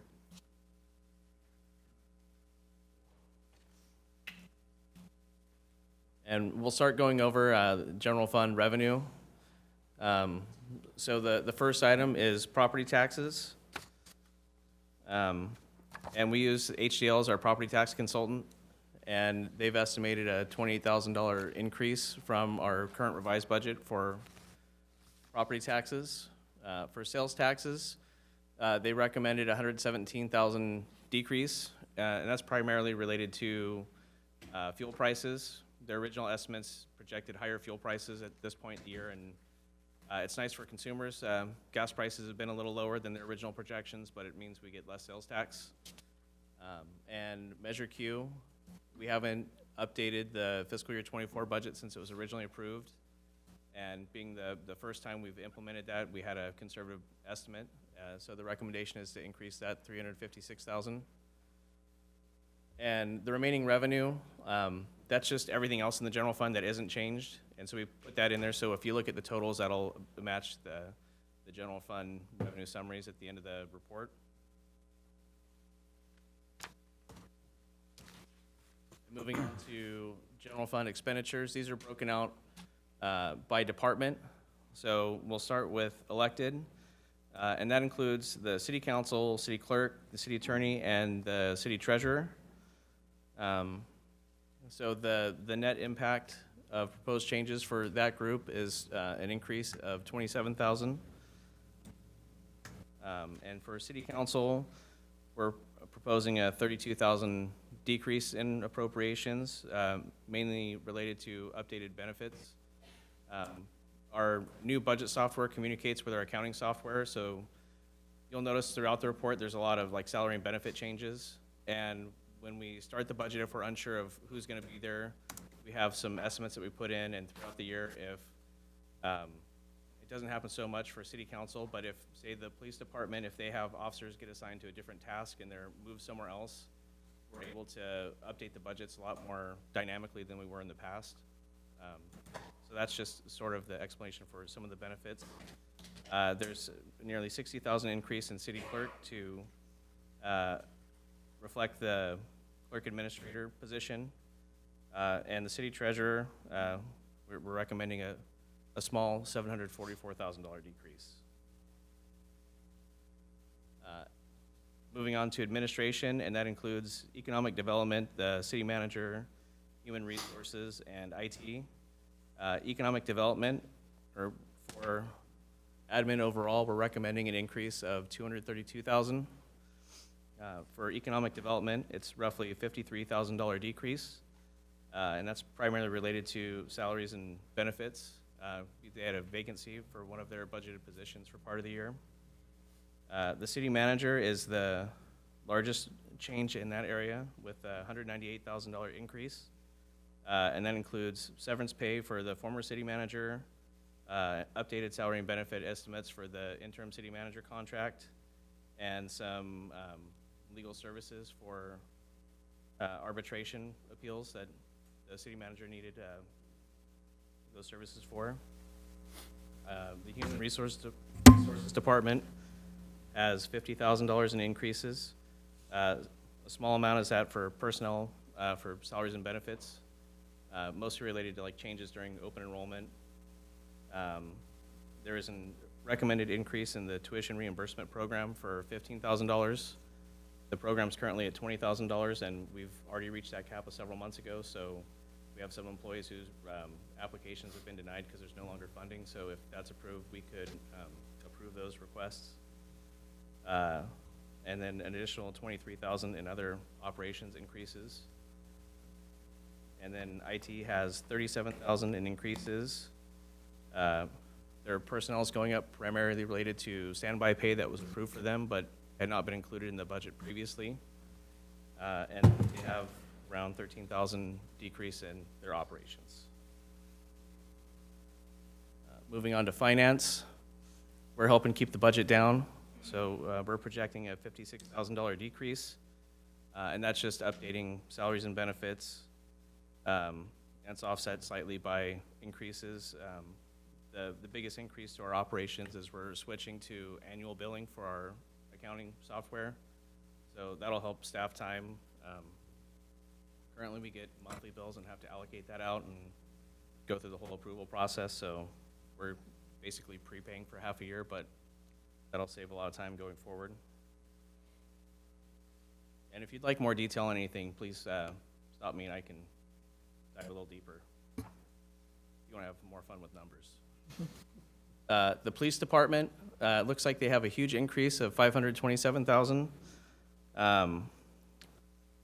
And so part of that is there's a $125,000 increase in overtime. And I've now realized that writing staff reports after playing with numbers all day may not be the best thing. There's, I forget the exact terminology, but they have $330,000 roughly in salary and benefit increases. And that's, as we mentioned earlier, reflecting changes from where we projected vacancies and what they've actually filled and who's in those positions. Our previous budget versions also included salary savings. The police department's doing a great job at actually filling all of their positions, whereas in previous budget cycles, continually had 6 to 7 employee vacancies. So it looks like it's a huge increase, but it's just actually showing the true cost of all those positions because we anticipate them to fill them now. If I may, just for the public, this isn't something that's been added. This is already pre-approved budget anticipation, but those positions weren't filled. In many times when you look at these, it sounds and may not look as nice as we'd like, I guess.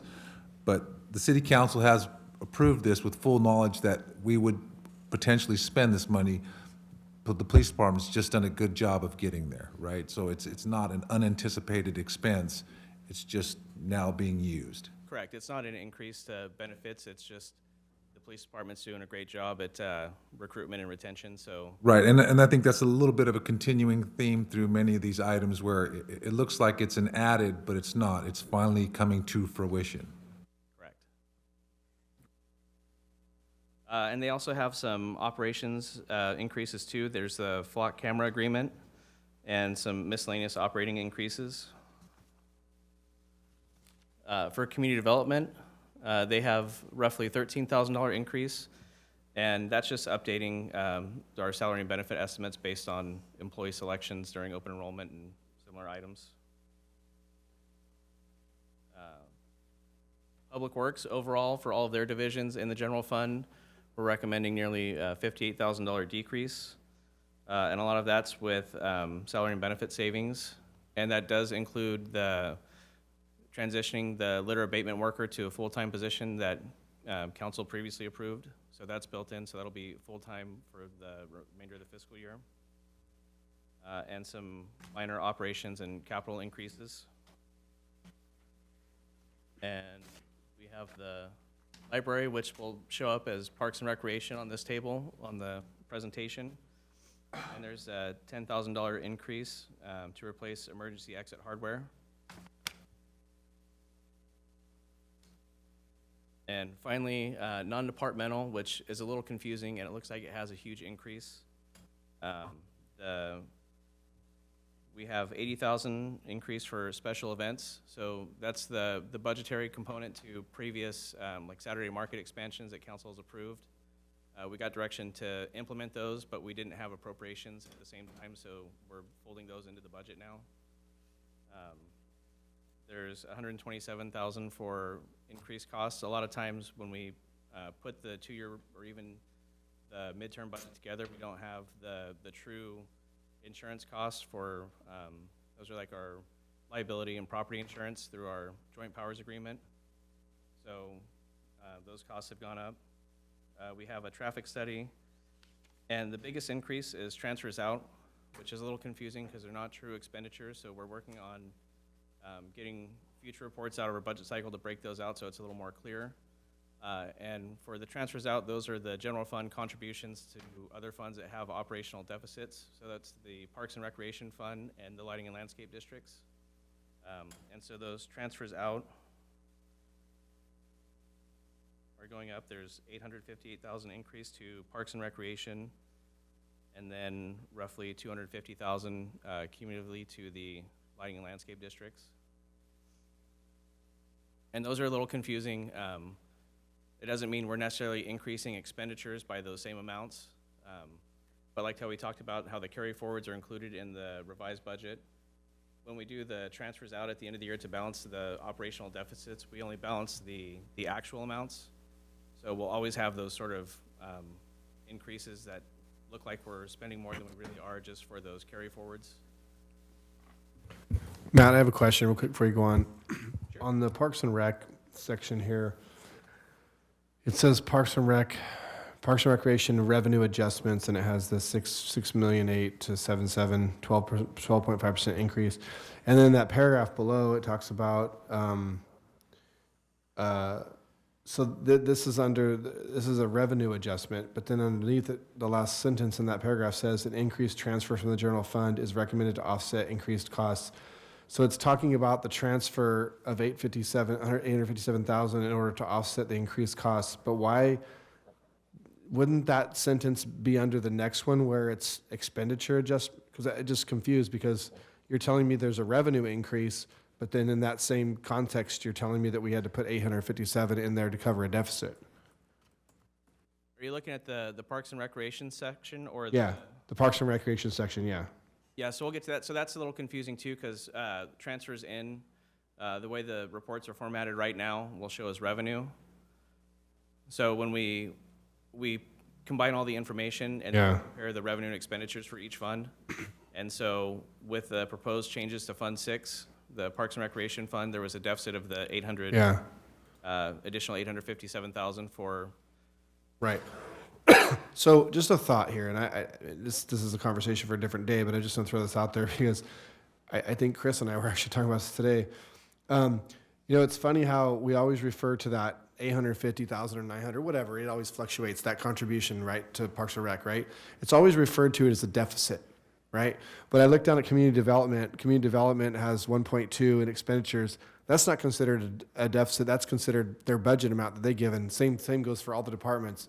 But in Parks and Rec, the money, the 850 that they get, because they cover most of their stuff out of their own revenues, right? It's always referred to as a deficit. I think it would be nice to know at some point we can change the verbiage of that and we just have an 850 or 900 or whatever it is budget allocation, and it's called a budget allocation instead of just being like, well, we had to chip in. Does that make sense? You see what I'm It's saying? a little confusing for departments. When we were saying Parks and Recreation, we're talking about the Parks and Recreation Fund overall, so it's not, Right. any individual operations. And it's, the way Galt does it, Yeah, a lot of other agencies, because we have the Galt Market, so we show that separately. right. There's a pie and there's no sliver for Parks and Rec. We have slivers for all the other, and they're part of that budget. The 06 is a separate, and I get why you look at I'm just saying, it's like, I almost feel like as that pie, if we're looking at that pie and everybody has a piece, right? Police has a large piece and you go around. I feel like there should be a piece of pie that's Parks and Rec, and that's like a locked in number or whatever, instead of just always saying I don't know. We'll have that conversation again, I'm sure, another time, but. Yeah, and that's part of, we have the Measure Q funding coming up, I believe, at the next council meeting, so we'll address some of that there. Dive into that more, yeah. Okay. Carry on. I'm done. Do we have any other questions related to proposed general fund changes? I would echo Councilmember Farmer's comments. I've dealt with budgets in other agencies and several other government agencies, and it is confusing. The way I wrap my head around it is the funds that are generated from there are restricted by an assembly bill. And because of that, we have to offset the expenses annually. If we could get to a point, though, where we could say, this is the contribution as opposed to a deficit, that would make my life a lot easier in terms of how I wrap my head around it. But I recognize the fact that the money generated from the market and from this whole area here has to be used for Parks and Rec. So you have to kind of split it out. But it would be nice to say, annually, these are what our projected expenses for whatever it is for Parks and Rec, that we just allocate it and be done. Like it's a budget item. Like we just budget X dollars for Parks and Rec in the 01, and it's just a budget item that we just put there instead of saying, well, we had to contribute. You know what I'm saying? I know it's just playing with words, right? But he hit the nail on the head. That's kind of what I was going for. Makes so much more sense. We have a similar way of doing it. Like, we have the general fund contribution to Fund 6. Typically, you want to keep all of your operating expenses related to the same thing in one area. Like, it's different. Like, PD is a little different. Like, they have unique special revenue sources. So, like, there's a general fund part of the police department, and then they have Measure R and the cops fund we have. So, Parks and Recreation, because we have the special revenue, we put all of their expenditures in that same fund. So it would, for reporting wise and like looking at historical accuracy, one of the big things with accounting is we have to try and keep things consistent. So that's why we have like a Parks and Rec in the general fund for the library, but all of the regular Parks and Recreation expenditures stay in the Parks and Recreation fund. And I think we sort of do a similar thing. We just, we don't say this is, the Parks and Rec Department budget from general fund. It's just, here's the general fund portion that's going to Parks and Rec as a transfer out. But we can, one of the things we want to do too is like, we'll report the transfers in and transfers out separately. So that might help show that a little differently too. And I believe one of the items we have projected is coming up with, just before, as we start the budget process, here's our anticipated general fund contribution to fund Parks and Recreation to begin with, and that might help clear it up a little bit. Thank you. Okay, the next slides will go a little faster, and I won't bore you with looking at the same screen for 10 minutes. So moving on to the Parks and Recreation Fund, as revenues go, which we'll try and clear so it's a little more clear in the future, we have the $857,000 increase transfer in from the general fund.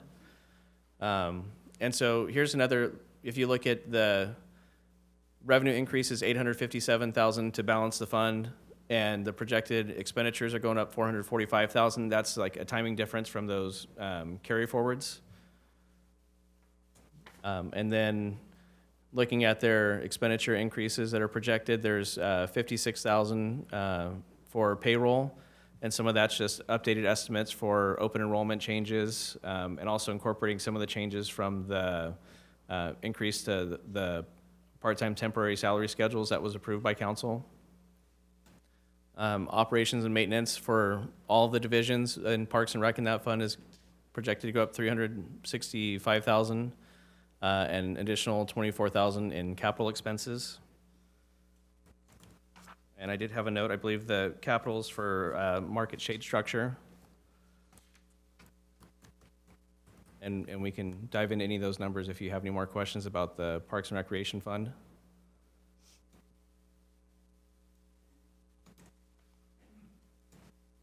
Feeling the desire to get through all the numbers. So the Measure R fund, we just have very minor changes to revenue. So for sales tax, for the Measure R sales tax specifically, our consultants have recommended an increase of $18,000. And it's a little important, it's kind of confusing because if you look at our regular sales tax in the general fund is projecting a slight decrease, but Measure R is an increase. That's because for general sales tax, we only get it's based on transactions that occur within Galt, and we get a small portion of the county pool. So there's certain things, if you buy stuff online and certain other circumstances, it goes to the county pool and we get a portion of that. And Measure R is always more than 50% of the just general sales tax, because if there are items that are delivered into Galt, or if people buy vehicles and register them in Galt, then the seller has to collect that Measure R tax, even if they're going outside of Galt's. And we also have the public safety grant of $48,500 added. So we're projecting nearly $67,000 increase in the Measure R fund revenue. And moving down to expenditures, we're projecting a $214,000 increase in the payroll expenses. And that includes additional $75,000 in overtime. And then like we discussed in general fund, it's the same items, updating the actual estimates for the staff we have now versus when we originally prepared the budget, and then eliminating vacancy savings. So the payroll increase in Measure R specifically is due to, we're obviously spending more on payroll, so is that positions that were empty and now we've filled them? Correct. It's similar. So when we built the 2-year budget, we came up with a percent vacancy factor that we applied to the police department because they had historically had 10% vacancies. So we're now removing that because they're closer to fully staffed. Okay. So it's similar. It's not additional pay increases for staff. It's just reflecting the true cost of the department operating. And the overtime cost, I'm assuming, is that 214? Does that include the overtime, or is that a separate line? That includes the overtime. Okay. So the overtime, I'm assuming, is overtime for Measure R positions, right? That would they pay for its own overtime, right? So based on wherever that employee payroll distribution, that's where their overtime right. goes. Okay. All right. And then, roughly $9,000 in operations increases. So the total projected increase in Measure R expenditures is the $223,000. And then those were the major funds, so we kind of went through those in detail. And these are the summary of revenue changes. So this is just Schedule A that's included at the end of the report. So it just lists your totals by fund. So like we went over, the general fund revenue is projected to go up $266,000. The gas tax fund is projected a little over $2 million. And that's for a transfer from the Sacramento Transportation Authority Fund related to the C Street project. So those expenditures will hit the gas tax fund. So that's just the other fund contributing its portion to the project. We went over the Parks and Recreation Fund. That's the transfer in from the general fund. The wastewater fund, we're projecting a $30,000 increase. And that's just higher anticipated refunds and cost reimbursements for that fund. The Transportation Development Act Fund, we're projecting $997,000 decrease. And that's just a change in the capital project funding. I believe that got pushed out to a further year. So if we move the expenditure, we move the revenue for that also. The Intergovernmental Streets Fund has a $527,000 increase. And that's, I believe, grant funding for projects that will be occurring there. And the lighting and landscape districts, the revenue is going up, roughly $234,000, and that's the general fund contribution to those funds. So that's partially expenditure increases, and then like the carryovers that we talked about for the other funds. The CFD 2005-1 fund has a $30,000 increase projected, and that's just related higher than originally anticipated taxes collected. Those are special assessments on property, so I believe those are based on the property value, so as more turnover, we collect more revenue there. Went over the Measure R fund. The solid waste fund is going up, projected to go up $111,000, and those are mostly related to additional grants. There's a beverage container recycling grant, some other grants. And then the successor housing, the SARTA fund, and the RAs, the Redevelopment Agency Obligation Retirement. Those are part of the successor agency that the city took on after the state abolished the redevelopment agencies. And those are property taxes that the city receives to cover the expenditures. So we've had our last and final obligation schedule approved, so we get a fixed amount every year, and that's just to cover the cost to wind down the redevelopment agency. And the successor housing in the middle is a $272,000 increase for anticipated interest income for that fund. And so overall, our total revenue increase is $3.6 million. And just a brief summary of expenditure changes. We've looked over general fund. The total proposed increase is $2,087,000. The gas tax fund has recommended $150,000 increase, and that's for additional services paid for that fund.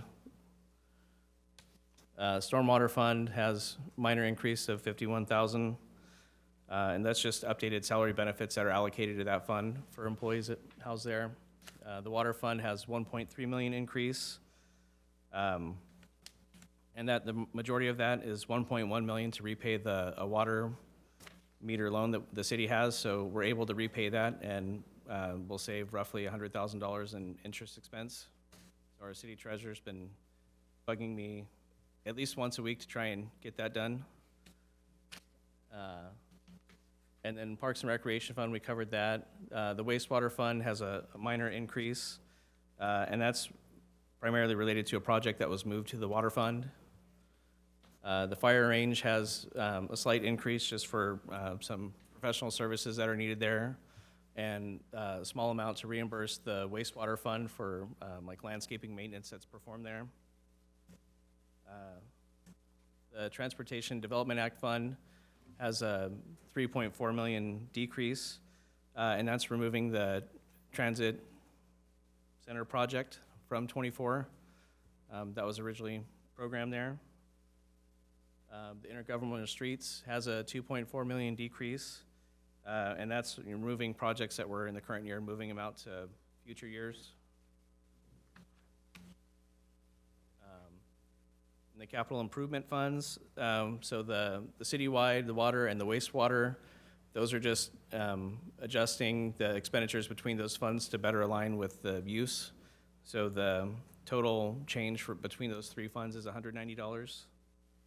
The Sacramento Transportation Authority Fund has a $1.4 million increase, and that's related to transportation projects. So $2 million of that is transferred to the gas tax fund.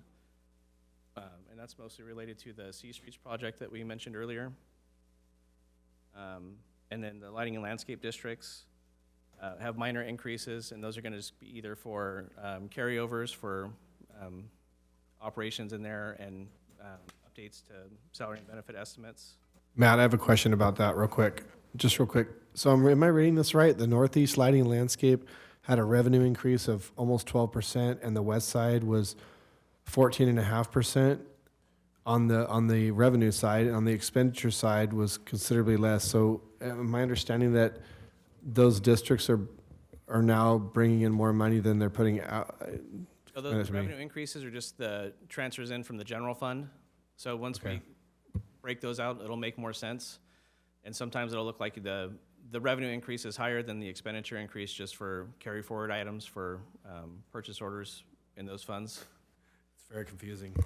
If you look at it, you're just like, oh, 15% increase in revenue. Okay. Yeah, so hopefully for the next budget we bring, we can break those out and give you true revenue and expenditure breakouts to be a little more helpful. I didn't think I wasn't reading that correctly. I was like, there's no way.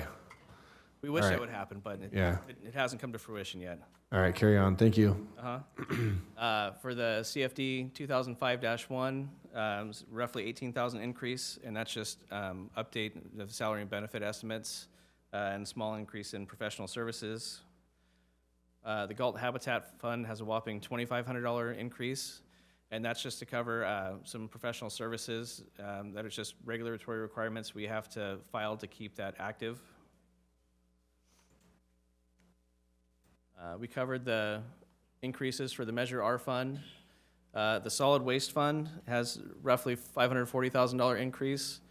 And the biggest driver there is just updating our expenditures to reflect the change in the license agreement with Cal Waste. Since the city now collects or retains a smaller portion of the residential bills collected, it shows as like a higher expenditure that we pay out to Cal Waste now. For the 2015-1 reassessment district, we're projecting a $28,000 decrease, and that's just reflecting the debt issued for that fund has been repaid, and so council approved issuing refunds to all of the property owners, I believe it was last fiscal year. So that's just gonna decrease now as we wait for all the payments to be deposited by the property owners and close that out. So hopefully by the next fiscal year, that'll go away. We have the CFD 2020-1, and that's showing $139,000 decrease. And a lot of that's just, that's the newer development, so the development hasn't been as active as originally planned, so we haven't had to staff all the positions that have been funded there for the whole year. And then we have like the successor agency and the 2020 or 2012 bonds fund, and those are just the required amounts that are approved to pay this year's debt service and other minor costs to move that closer to being closed out. And then I think $95 in successor housing just for banking fees. And unfortunately, my PowerPoint on my computer and this one, they don't like the alignment. So your total difference kind of is in a funky spot, but citywide, we're projecting expenditure increases of almost $426,000. And then not included in the presentation is just the salary schedule attached to the end of the report. And I'd like to thank the finance staff for coordinating all the budget and getting that together, and the rest of the city staff, because we pestered them multiple times throughout the process and have long meetings with them to go over all of these numbers. I think in the general fund alone, there's over 500 different line items that we have to review.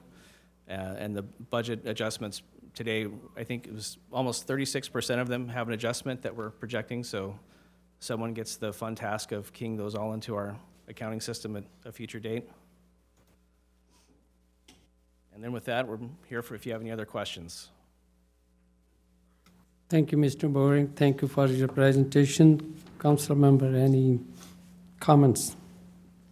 No, I made the most, the comment I thought was important as far as public interpretation, but this is also still populated, I guess, or is this version populated on the independent website for Galt's budgets? Our staff is working on that. We've had a few hiccups with some updates in our budget software.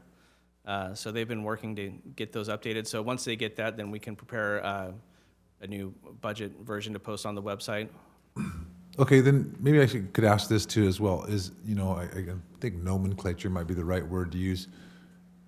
The way things are laid out and the way they're stated, is that a requirement by government accounting standards? Or is it just the way you speak so often that this is what's normal for you? Not that it's a I bad wouldn't thing. call myself normal or the way I speak. But I think the way the body of the staff report's laid out is just direction that we've been provided in the past, that we have a lot of flexibility in that. I know with the resolution, there's very specific terminology we have to use, but when describing like the changes by fund, you know, when we break out the revenue and expenditure, we have more leeway of how we present that. So if council would like that presented differently in the future, we can take that into account. And Well, there's more simpler it is, more simpler. You know, the better for the public and myself as well. Certainly, that makes it easier to understand and trust. My only comment is that I just want to recognize Public Works for a decrease of 1.5%. I just look, I'm eating crow right now, giving you guys a hard time earlier, and you hear you guys go coming in under budget. I did want to mention the litter abatement thing, that the full-time position, just real quick, had a conversation with him the other day, based on the numbers he gives me, about 2,000 bags of garbage is what he's picked up out of the community in the 18 months that he's been in that position. 2,000 bags. Does that mean we have a lot of litter bugs? Or he's just doing a good job? I'm just kidding. You made the numbers make sense on the M&O Transit Center project. So now I understand where the shift was. So my question would be a little bit off topic, as how far did we move that to? I figured that's probably for Mike, but. Yeah. So, council member, you may recall last fall that the city was approached by the county, who we partner with for the transit operations, to consider a possible annexation of the services into Sacramento Regional Transit. And so there's a bill that's been sponsored by Assemblymember Nguyen to expand their boundary now. We wrote a letter of support recently for that. So that's kind of the first step in it, but it doesn't commit us to anything, and the council approved that for the mayor to sign. But that process is, that'll go through the legislature, and we don't expect any issues there. Timing-wise, I'm thinking the next probably 3 to 4, 6 months at the most. But then, we would start probably exploring that, in more detail with Sacramento Regional Transit and the county to see if that's the direction that we truly want to go. There will certainly be, opportunity for the council to weigh in and provide direction on that, as well as I would expect the county board of supervisors for the county staff side. But in recognizing that, and that it's going to take some time, the county extended the current service contract. STORE provides the transit services currently, and the county has the contract with them. And they extended that till May of 2026. And so we have consequently, the council recently approved the lease that we have, as the city owns a building that STORE operates from, till the same time frame of end of May 26. So the expectation would be is if the city and the county want to complete that annexation process and whatever negotiations, for how the funding would work and where, whether or not that facility would be needed by SAC-RT if we were to go in that direction, that we would have that roughly 2 years from now, a little more time frame to complete that. And so all that said, if at some point before then the direction is to, stay the course with STORE, I would expect the county would extend their contract further, and then we would look to reactivate the project to move forward. So we're essentially on hold until, for the foreseeable future, I would say probably at least a year. Potentially, if it does go to SAC-RT at the end of those 2 years, then there's some questions that, staff will have to explore with legal as to what obligations or not, or what latitude we may have with those funds at that point if we don't move forward with a transit maintenance and operations facility. So hopefully that gives you an answer. Thank you. Anything? I would just say thanks to the finance staff and Matt for putting this together. It's a lot to take in, and I was able to go, as I was going through, remember the items that we approved moving forward. And so it made sense to me, and I would agree with Councilmember Vandenberg, the more simpler we can make it, I think the better. Thank you. If every council member no comment, then I would like to ask any public comment on this agenda item. We have 2 public comments. All right, thank you. Chris Brostman.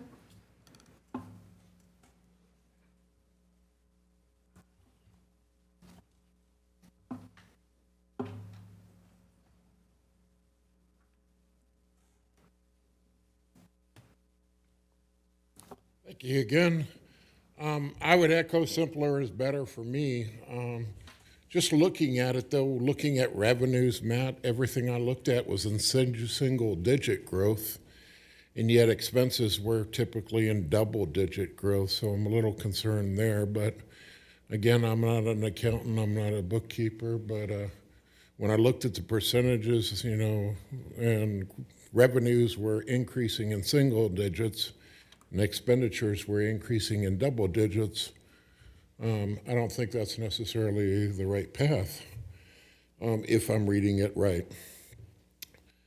You guys all know I'd be doing myself a shame if I didn't get up here and talk about Measure Q dollars. I was glad to hear 2 council members bring it up. One of my concern is, of course, that Measure Q being in the general fund will not end up going entirely towards parks and recs. I would still urge the council at some point to make a commitment that they're going to fund Parks and Rec, and I would echo Sean and Rich's comment where we need to set a budget amount and say, okay, that's what it's going to be, and then Measure Q is just on top of that. It's meant to supplement, in my mind.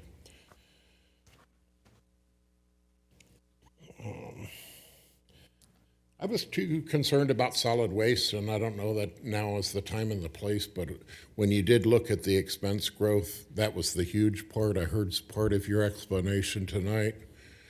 I don't know if we made a deal then with Cal Waste or something that I missed, that we gave up some revenue, and that's why we're getting hit with these solid waste fees. But that was a little bit of concern to me. City manager resigned, was my understanding. I was kind of surprised to get a CSA to get hit with almost $200,000 to make that transition take place. So to me, I always said thank you when someone resigned that I really didn't care for. So I don't know that we ended up having to pay an obligation there or not, but I certainly wouldn't have been a fan of giving them a bonus of $200,000 on the way out. Last part for me is the overtime on the PD side. We are running more staff than we've ever run on it, and yet we've got an increase in the overtime side. I'm not sure where we're already budgeted towards in overtime, but I know when I did have a chance to participate with the PD side and their get to meet the PD, one of the things the officers were all looking forward to was less overtime. So to me, if we can make that happen for them, it's a win-win proposition. I don't know if that's the general consensus with the PD, and I'd bow to the chief on that one, but in my mind, I don't like guys having to work overtime all the dang time, and paying them, I'm sure we're paying them time and a half to do so. So if we can pick up additional officers and save on that side, I'd be all for that. Thank you very much. Thank you, Chris.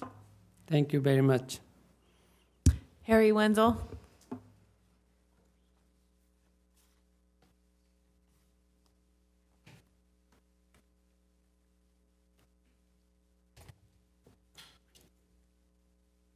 course, I'm Harry Wenzel. I live here in Galt on Partridge Drive. It's always good to see the directors here. I'm always impressed with their reports. Good to see the chief. Well-managed department, I would say. A couple of items that I'd like to talk about. In a bigger picture, and I appreciate Mr. Vandenberg bringing up, you don't have to do it this way, right? You decide to do it this way, or there's no law that says there's no generally accepted accounting principle that does it.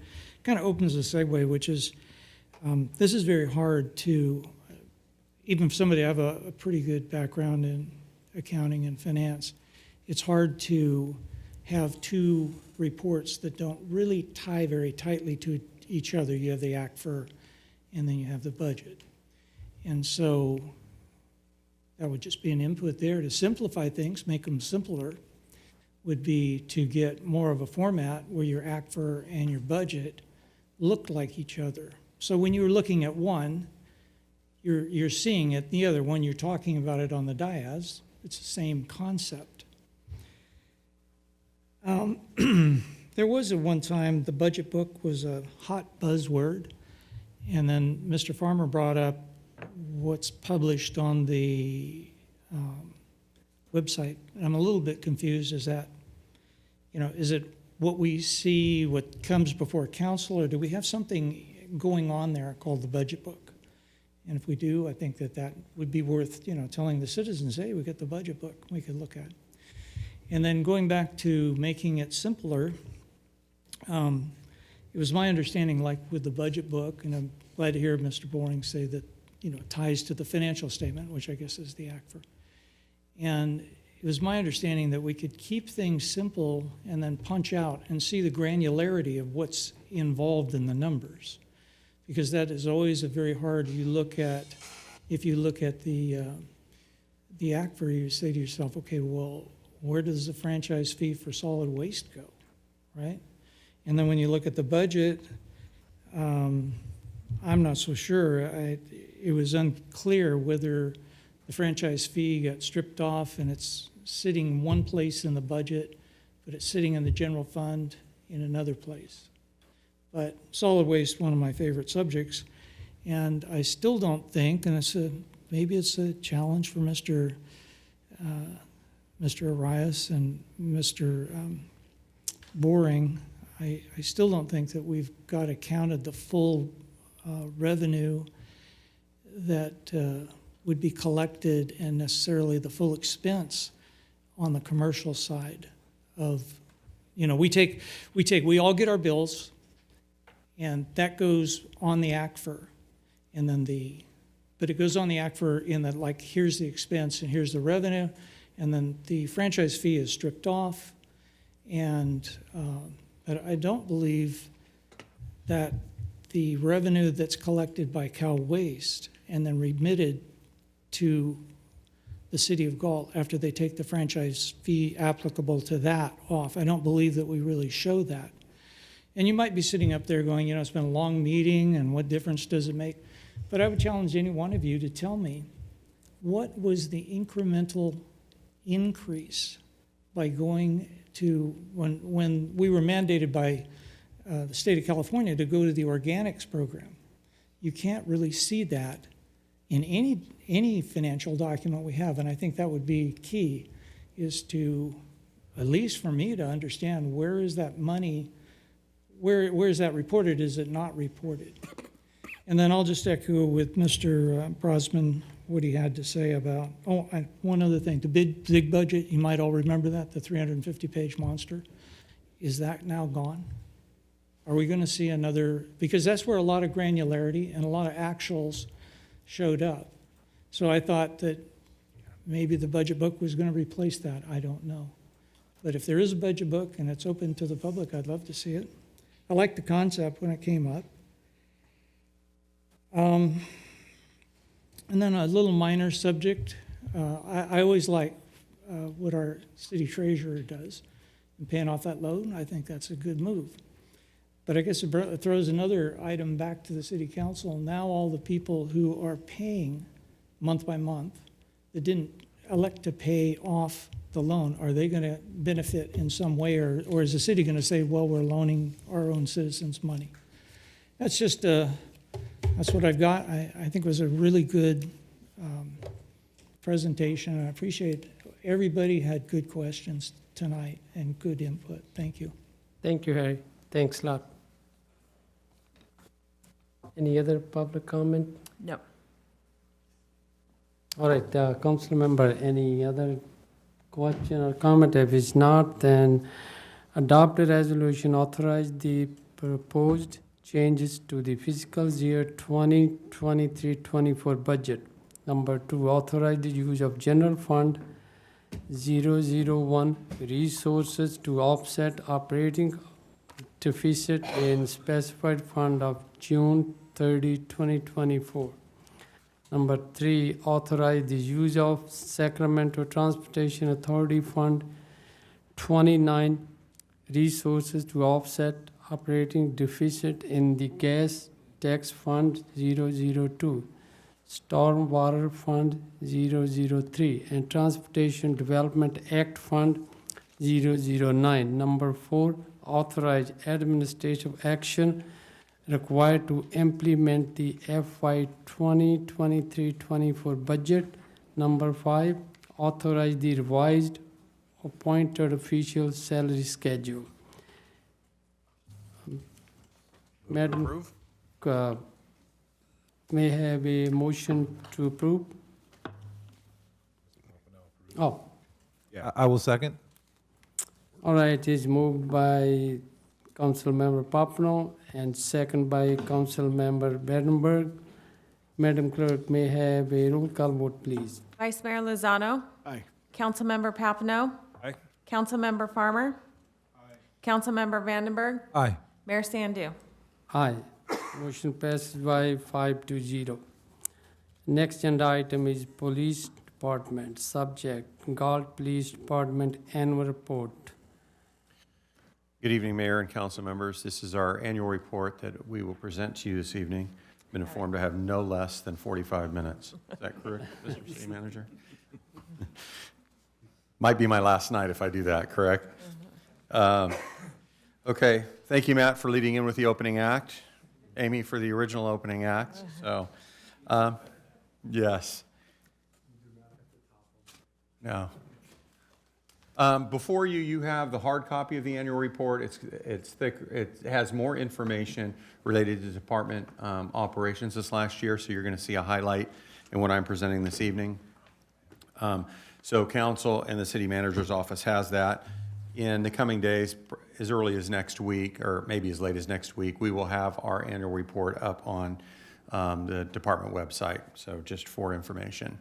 So presenting your annual report, there's an important message from the chief, but one of the things I wanted to highlight, and Matt indicated in his financial report, is we worked hard to fill openings this last year. And I know that finance has to do what they do to budget projections. I don't like betting against myself or my staff. And so our goal is to fill all those positions and get them all filled and keep the folks here. So challenges still are related to Prop 47 and other legislative actions that have occurred in Sacramento, AB 109 being one of those, which was some time ago. But those are still continue to impact us, and you'll see some of that in the report this evening. A little bit about our team. We hired 4 police officers during this year and 2 non-sworn staff, our records person and property and evidence individual. And then we had 2 promotions, Sergeant Hansen and Dispatch Supervisor Sotelo. And then we had 1 retirement with Linda Brown, who left us after about 12 years with the city of Galt. Crime stats. I'm not in love with how this looks. Are we able to make that screen bigger or scroll it or something? Yeah, like that. Maybe I should have tested this out. I apologize. It's not Tina's fault this time.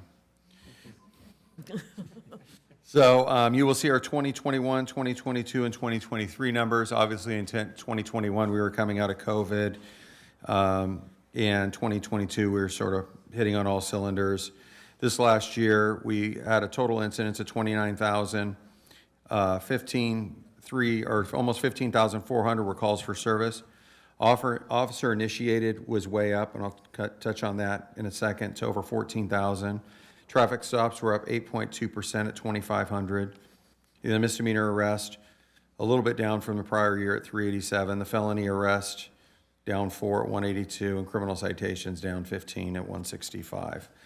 The officer initiated is up. It really goes back to officers being able to account for their time during their work shift. And this really came up during the burglaries because we were getting hammered about what are we doing. And so my direction to the staff was to be accounting for their time when they're in shopping centers, in front of buildings, talking to people, whatever that is, account for that time, report writing and things. And so this is a reflection of the actual activity of the officers and the different events that they took part of during the year. So I would expect that these numbers will look like this going forward. It's more reflective of the activity. The 10-8 time, which is called the in-service time for the officers, should be somewhere in the 30% after their encumbered time with calls for service and other activities.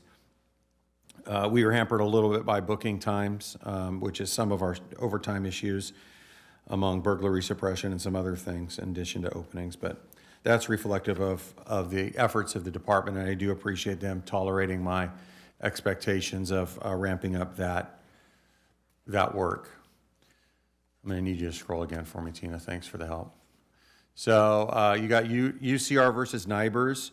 And in August of last year, we switched over to NIBRS. It's a different style of how we report our national incident-based reporting system. And it takes a more comprehensive look at the actual criminal activity in the community and actually breaks things down. And you will see that there's not a direct correlation from the old UCR and what NIBRS looks like. One of the things you would see would be in assaults, as an example. But nonetheless, we had obviously no homicides, 2 reported rapes, some statutory rapes, 3 of those, 16 robberies, 273 assaults, whether simple or aggravated. Burglaries were at 59, which is stable. Larcenies are up. That's, everybody is. And motor vehicle theft was up a little bit. I attribute that to our flock hits and flock activity in the community. As you know, we added additional cameras, resulting in additional activity related to motor vehicle theft in the community. Our traffic stats, total collisions were up 10. Hit and runs were even. Property damage only up a little bit, but not big over a 3-year trend. Injury collisions are down. This is a number of injuries in collisions, not each individual one. Excuse me, injury collisions are at 40. The injuries, minor injuries, were at 42. Majors at 10, 1 fatal, 10 DUI collisions, always caused by juveniles in play. Traffic citations at 1062, up 8%. Moving violations at 659, up 8.5%, which is consistent with the 8% increase in traffic stops last year. Some information about property and evidence. We had 166 cases with illegal substances. Book for destruction, we have a container or a location where you can take your over-the-counter medications into the PD and get those destroyed. And then we have some outreach that we do a couple times a year, took in 370 pounds. And then we had 45 firearms booked into evidence at the PD this last year.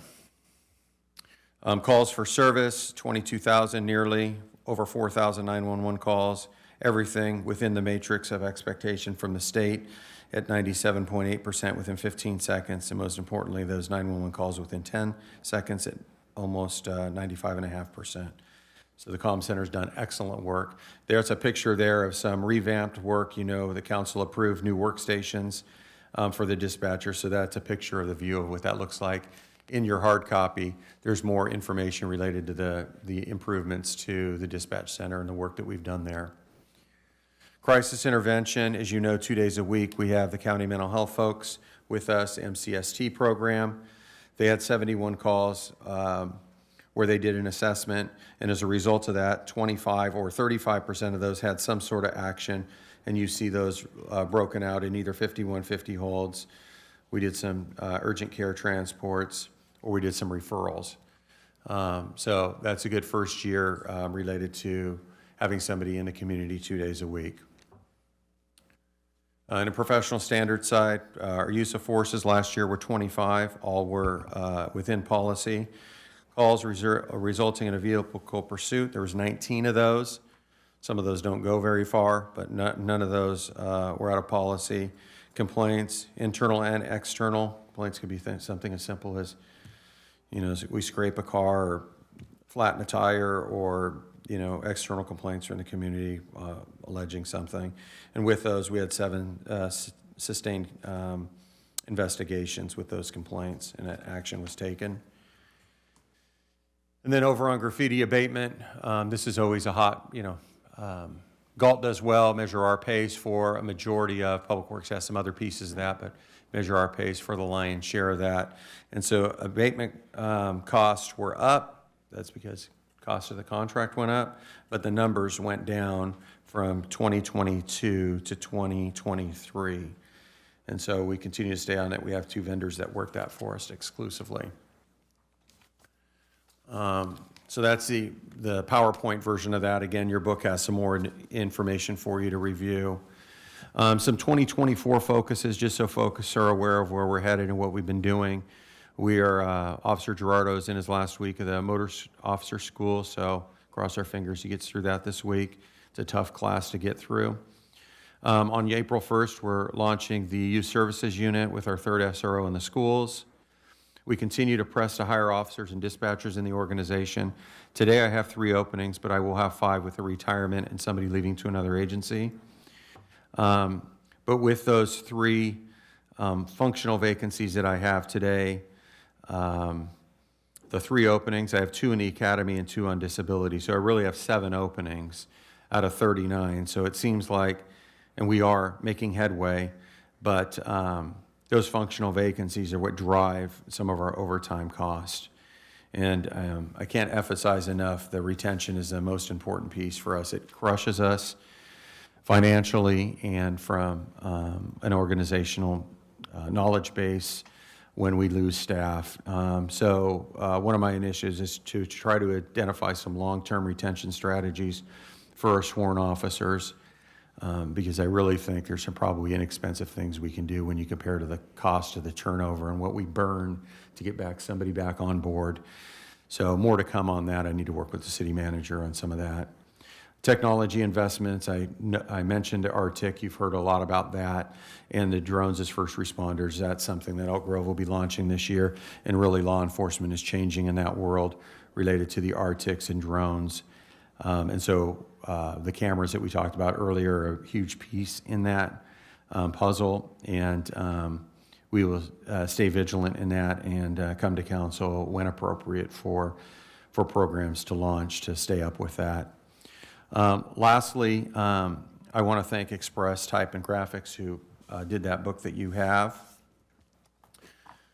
And before somebody asks me the question, I'm just going to fire it in front of it. Probably Sean would ask me, but I don't know that this will be true, but update on the burglaries. Were you going to ask me that question? So if you won't, I still have the answer for you. So we have 12 cases that we worked extensively this last year related to the break-ins in the businesses, and we talked a little bit about that in the chamber item. So I'm going to break it up in 3 groups. The first group is the ones that hit Velvet Grill, T2 Yan, El Rodale Galt Furniture, and Ramos Jewelers.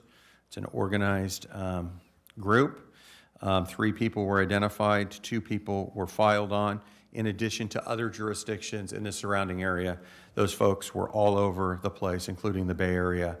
That case is still in the court system. And so hopefully there will be some resolution to that. Suspects were identified and detectives work hard on that case, burning a ton of overtime to make that happen. So excellent work to them on that. The next group of burglaries I would call the Fancy Donuts, Cafe Latte, Flora de Dahala, did I say that right? And Zesty Yogurt. That's going to be a local group by the last names here, which I really can't release. Some of these look like they're brothers. But the DA, we could not prove beyond a reasonable doubt. The DA would not file those cases, but we closed those cases because we identified the suspects. So again, good work to the detectives to at least identify who it was. We just could not get enough to get it over the line to get it filed.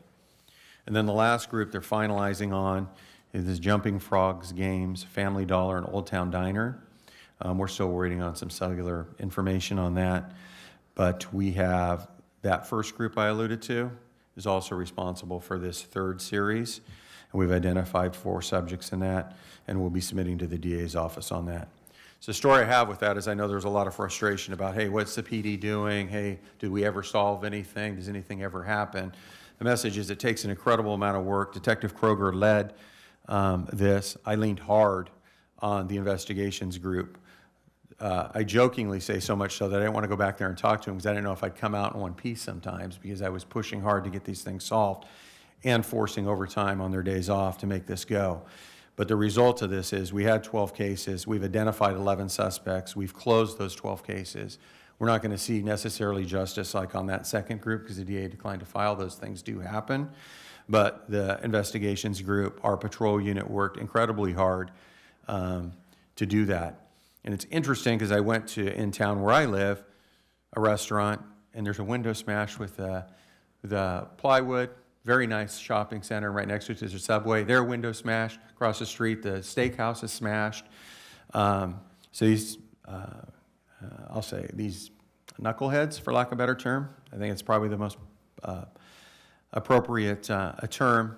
They're all over the place and hitting and striking and doing what they can do. And at the end of the day, it's really going to take some changes legislatively, either through a voter initiative, which I'm not here to get political about, but that's one path, and or the legislator to fix some of these mistakes that have happened with Prop 47, as it is paid. We paid the price for some of these activities, and we've spent a lot of money trying to solve these, and in some cases, you know, not all these cases are getting justice, but I know, for example, Rainbow's Jewelers, we did get some of that back. We were able to identify some of that property, but it doesn't always happen. The one that I went to in my town that I talked about, they kept their cash register open. Those suspects, a lot like you heard with ours, went into the back, rummaged through, and took the change bag. I mean, that's a sum total of a window smash. You know, that window alone it could be very expensive to those business owners or the shopping center owners, depending on what the lease setup looks like.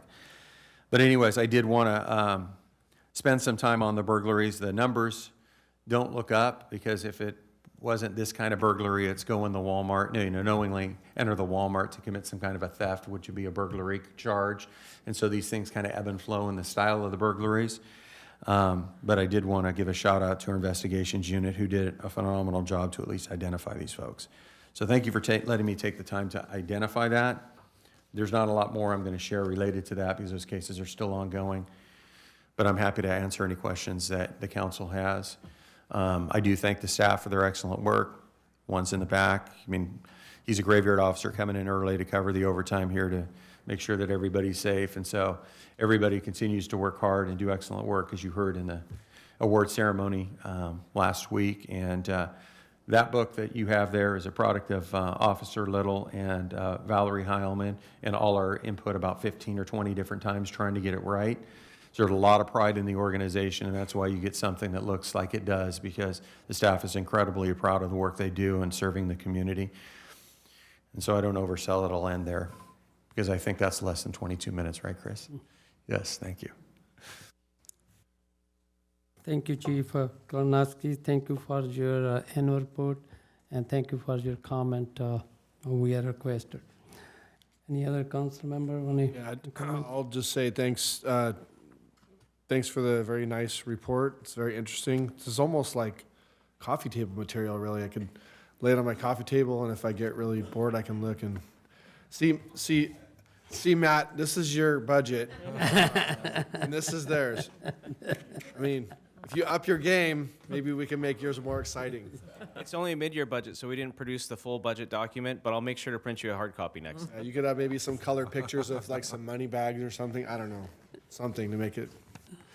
But in all seriousness, I was, Chief, I was happy to see the instigated officer initiated was way up, because I know that's, you know, proactivity, right?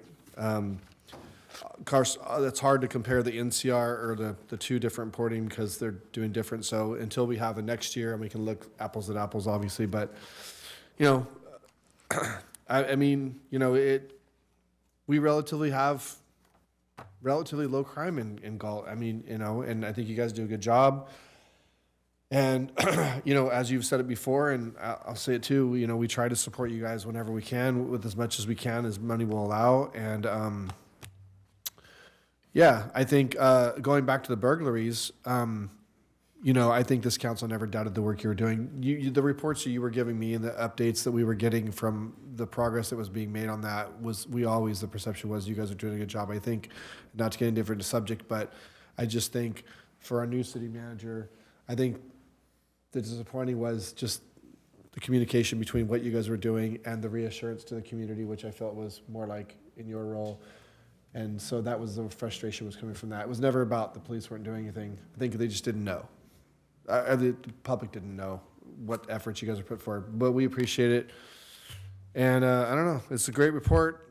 I think the PD, I think I told you this today, our PD is in my opinion, is light years compared to where it was 10 years ago. I mean, I know money has a lot to do with that, so it's easy to take a department to a different level when you have the money. So no fault to the previous councils, but it is nice to take our department and give you guys the resources you need, try to fill the positions, give you guys the technology you need and the equipment, yada, yada. So, yeah. Thank you, Chief. That's all I have.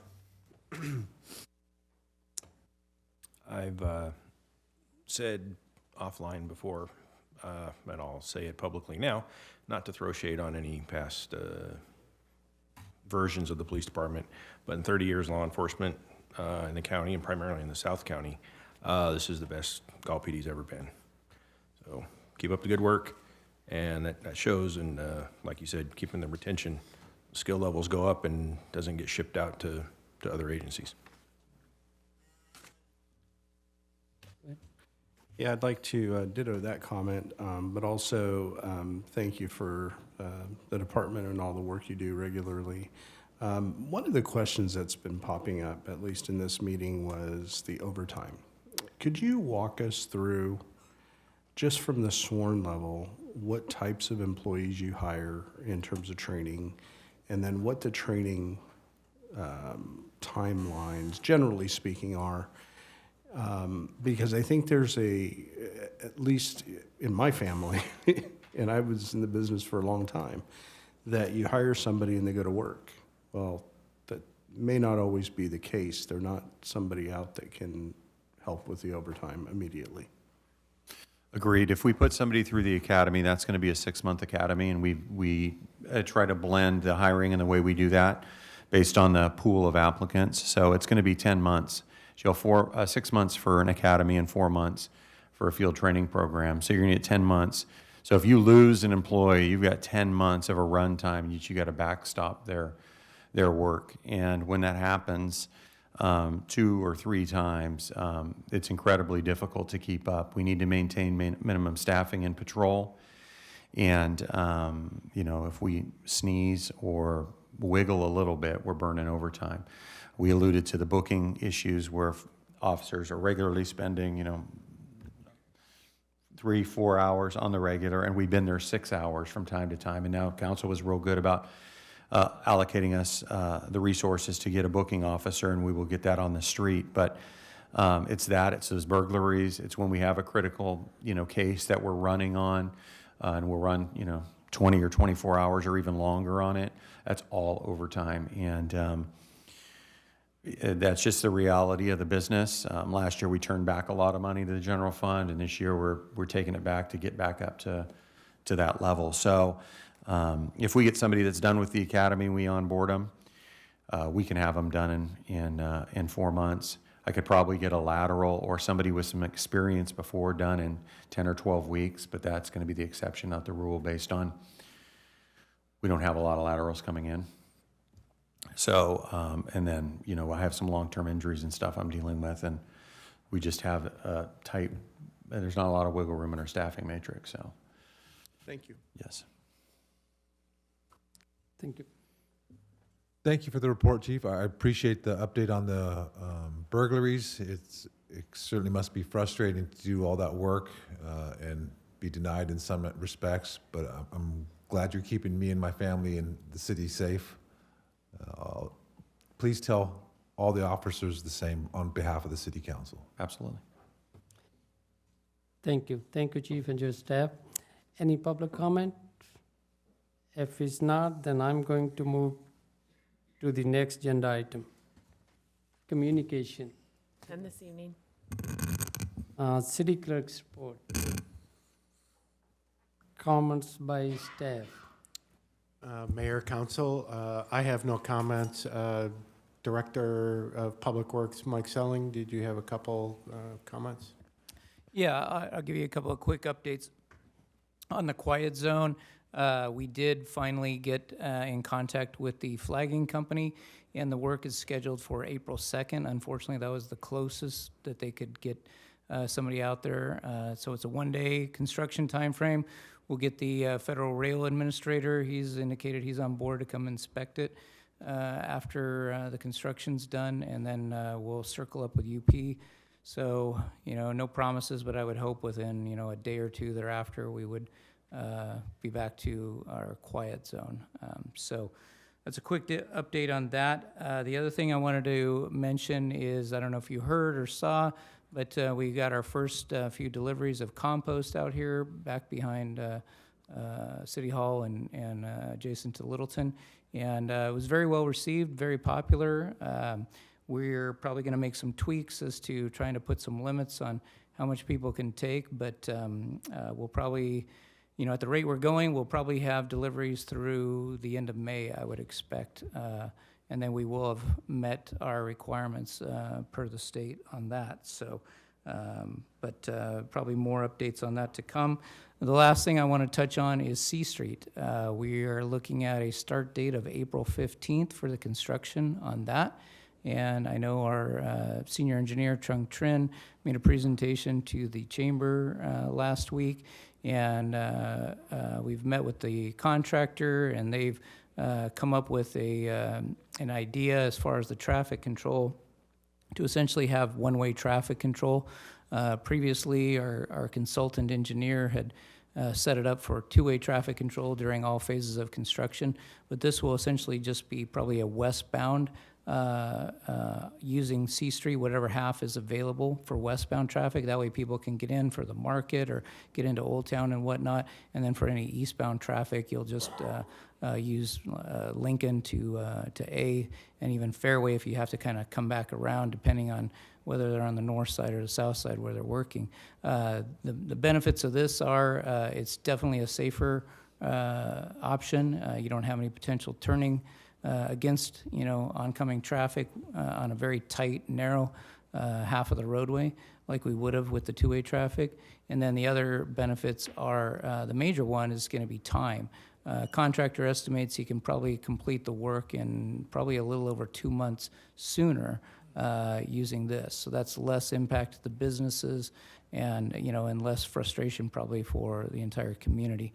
And then there's certainly a cost savings that comes along with that. They don't have to do as much traffic control and moving barriers and all those kinds of things. So we will probably split that cost with the contractor. That's typically how it's done. So it's kind of a, usually there's 3, better, faster, cheaper, and you pick 2. Well, in this case, we're going to basically get all 3. So anyway, I just wanted to give you a quick update on that. And that's all I've got. Thank you. Thank you, that's it. All right, then go back to the council. Vice Mayor Lozano. Yeah, just a couple of quick things. I didn't get a chance because he ran out of here after he got recognized, but Dan Shockley, congratulate him for his continued efforts in the colorectal cancer awareness, and really appreciate citizens taking a step forward and doing some good education with the community. And so I want to thank him for that. I attended the chamber luncheon. It was well received. Trung did a great job, and thank you to Amy and Amy Mendez and Chris for their input. I think it's gonna be a pain, only a little bit of pain, I think, where to the community, but but I think the benefit at the end is going to be tremendous. And then just lastly, I attended the police department's award ceremony as well, and thanked the chief and Valerie Heilman and everyone else that was a part of that. It was really awesome. And then just congratulations to Nick Kohler for Officer of the Year and Sergeant Rod Fisher for the Chief's Award. And that's it. Councilmember Papineau. So, Chief, Matt, Mike, Amy, thank you for your presentations. Greg, Armando, good job staying awake. But seriously, thank you all for the hard work and the good presentations. Councilmember Farmer. Yeah, thank you for the presentations and I know it was a long meeting, but it was a short agenda, but it was a lot of meat and potatoes in that agenda, so it was a good discussion. I'm trying to think of any upcoming events that we need to mention that are coming up. Easter event, I think. At McFarland Ranch, I forget the date, but look for it online. Other than that, look forward to the first Saturday market. Hopefully we won't get rained out, knock on wood, right? Don't listen to the weather forecaster. Just go out and I don't know, refer to the Farmer's Almanac or something, I don't know. Something more reliable. But that's all I have. Thank you, everybody. Well, if we had a really big, nice shade structure, we wouldn't have to worry about it. So I attended the police award ceremony. It was really nice to see so many officers that saved so many lives. I forget the exact number, it was around 10. But it was also very surprising that every one of them had to use, what's the drug for, to cancel fentanyl and? Narcan. Every one of them used Narcan, if not once, but twice to achieve those stats. So that was kind of a dichotomy of, things that are going on. So thank you to all the officers again. Thank you to staff. I know the financial report, it was a lot of work for people to put all that together, grind the numbers, make sure they're accurate, and then put it on paper for us. And then we chew it up for, I'm sure you had many conversations with people talking about numbers and this and that, and then, I'm not trying to make light of any of it. I know it's a lot of hard work, and I do appreciate it, all the staff, so it's a lot of work. So anyway, the last item, I'm going to address something Mr. Brossman said and to, I forget your name. Frank. Mr. Splendario. So, Ask me to leave if you want, that'd be easier. As I joked with the city manager the other day, sometimes I black out things I don't want to hear. So when it comes to Measure Q, is it possible for us to put on the ballot a repeal and replace, where the vote yes would repeal it as a general fund measure and replace it with a specific measure similar to Measure R that would require it to be spent on Parks and Rec in a single vote? Yeah, it would be a whole new ballot measure. I mean, it would be a repeal and replace in effect, but it would basically be a whole new ballot measure that would do that. Sure. On its own, yes. But it could do those things at one fell swoop. To me, it would seem to be that would have to be a 2/3 measure.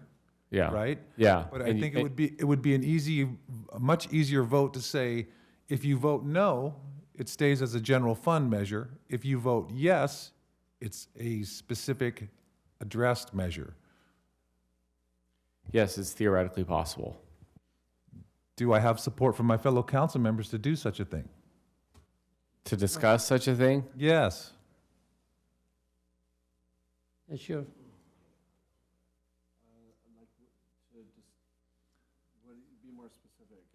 I'm requesting an agenda item be put on a future agenda that would bring up the discussion of repealing Measure Q, simultaneously replacing it with Measure Q that is designated fund such as Measure R is now.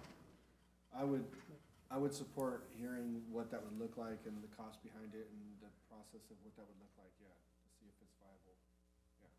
So that's 3 people that would want to have the discussion. All right. So now my term is, thank you for the staff. Thank you for all the reports, especially Mr. Boring. Also thank you for the report with the ARPA money.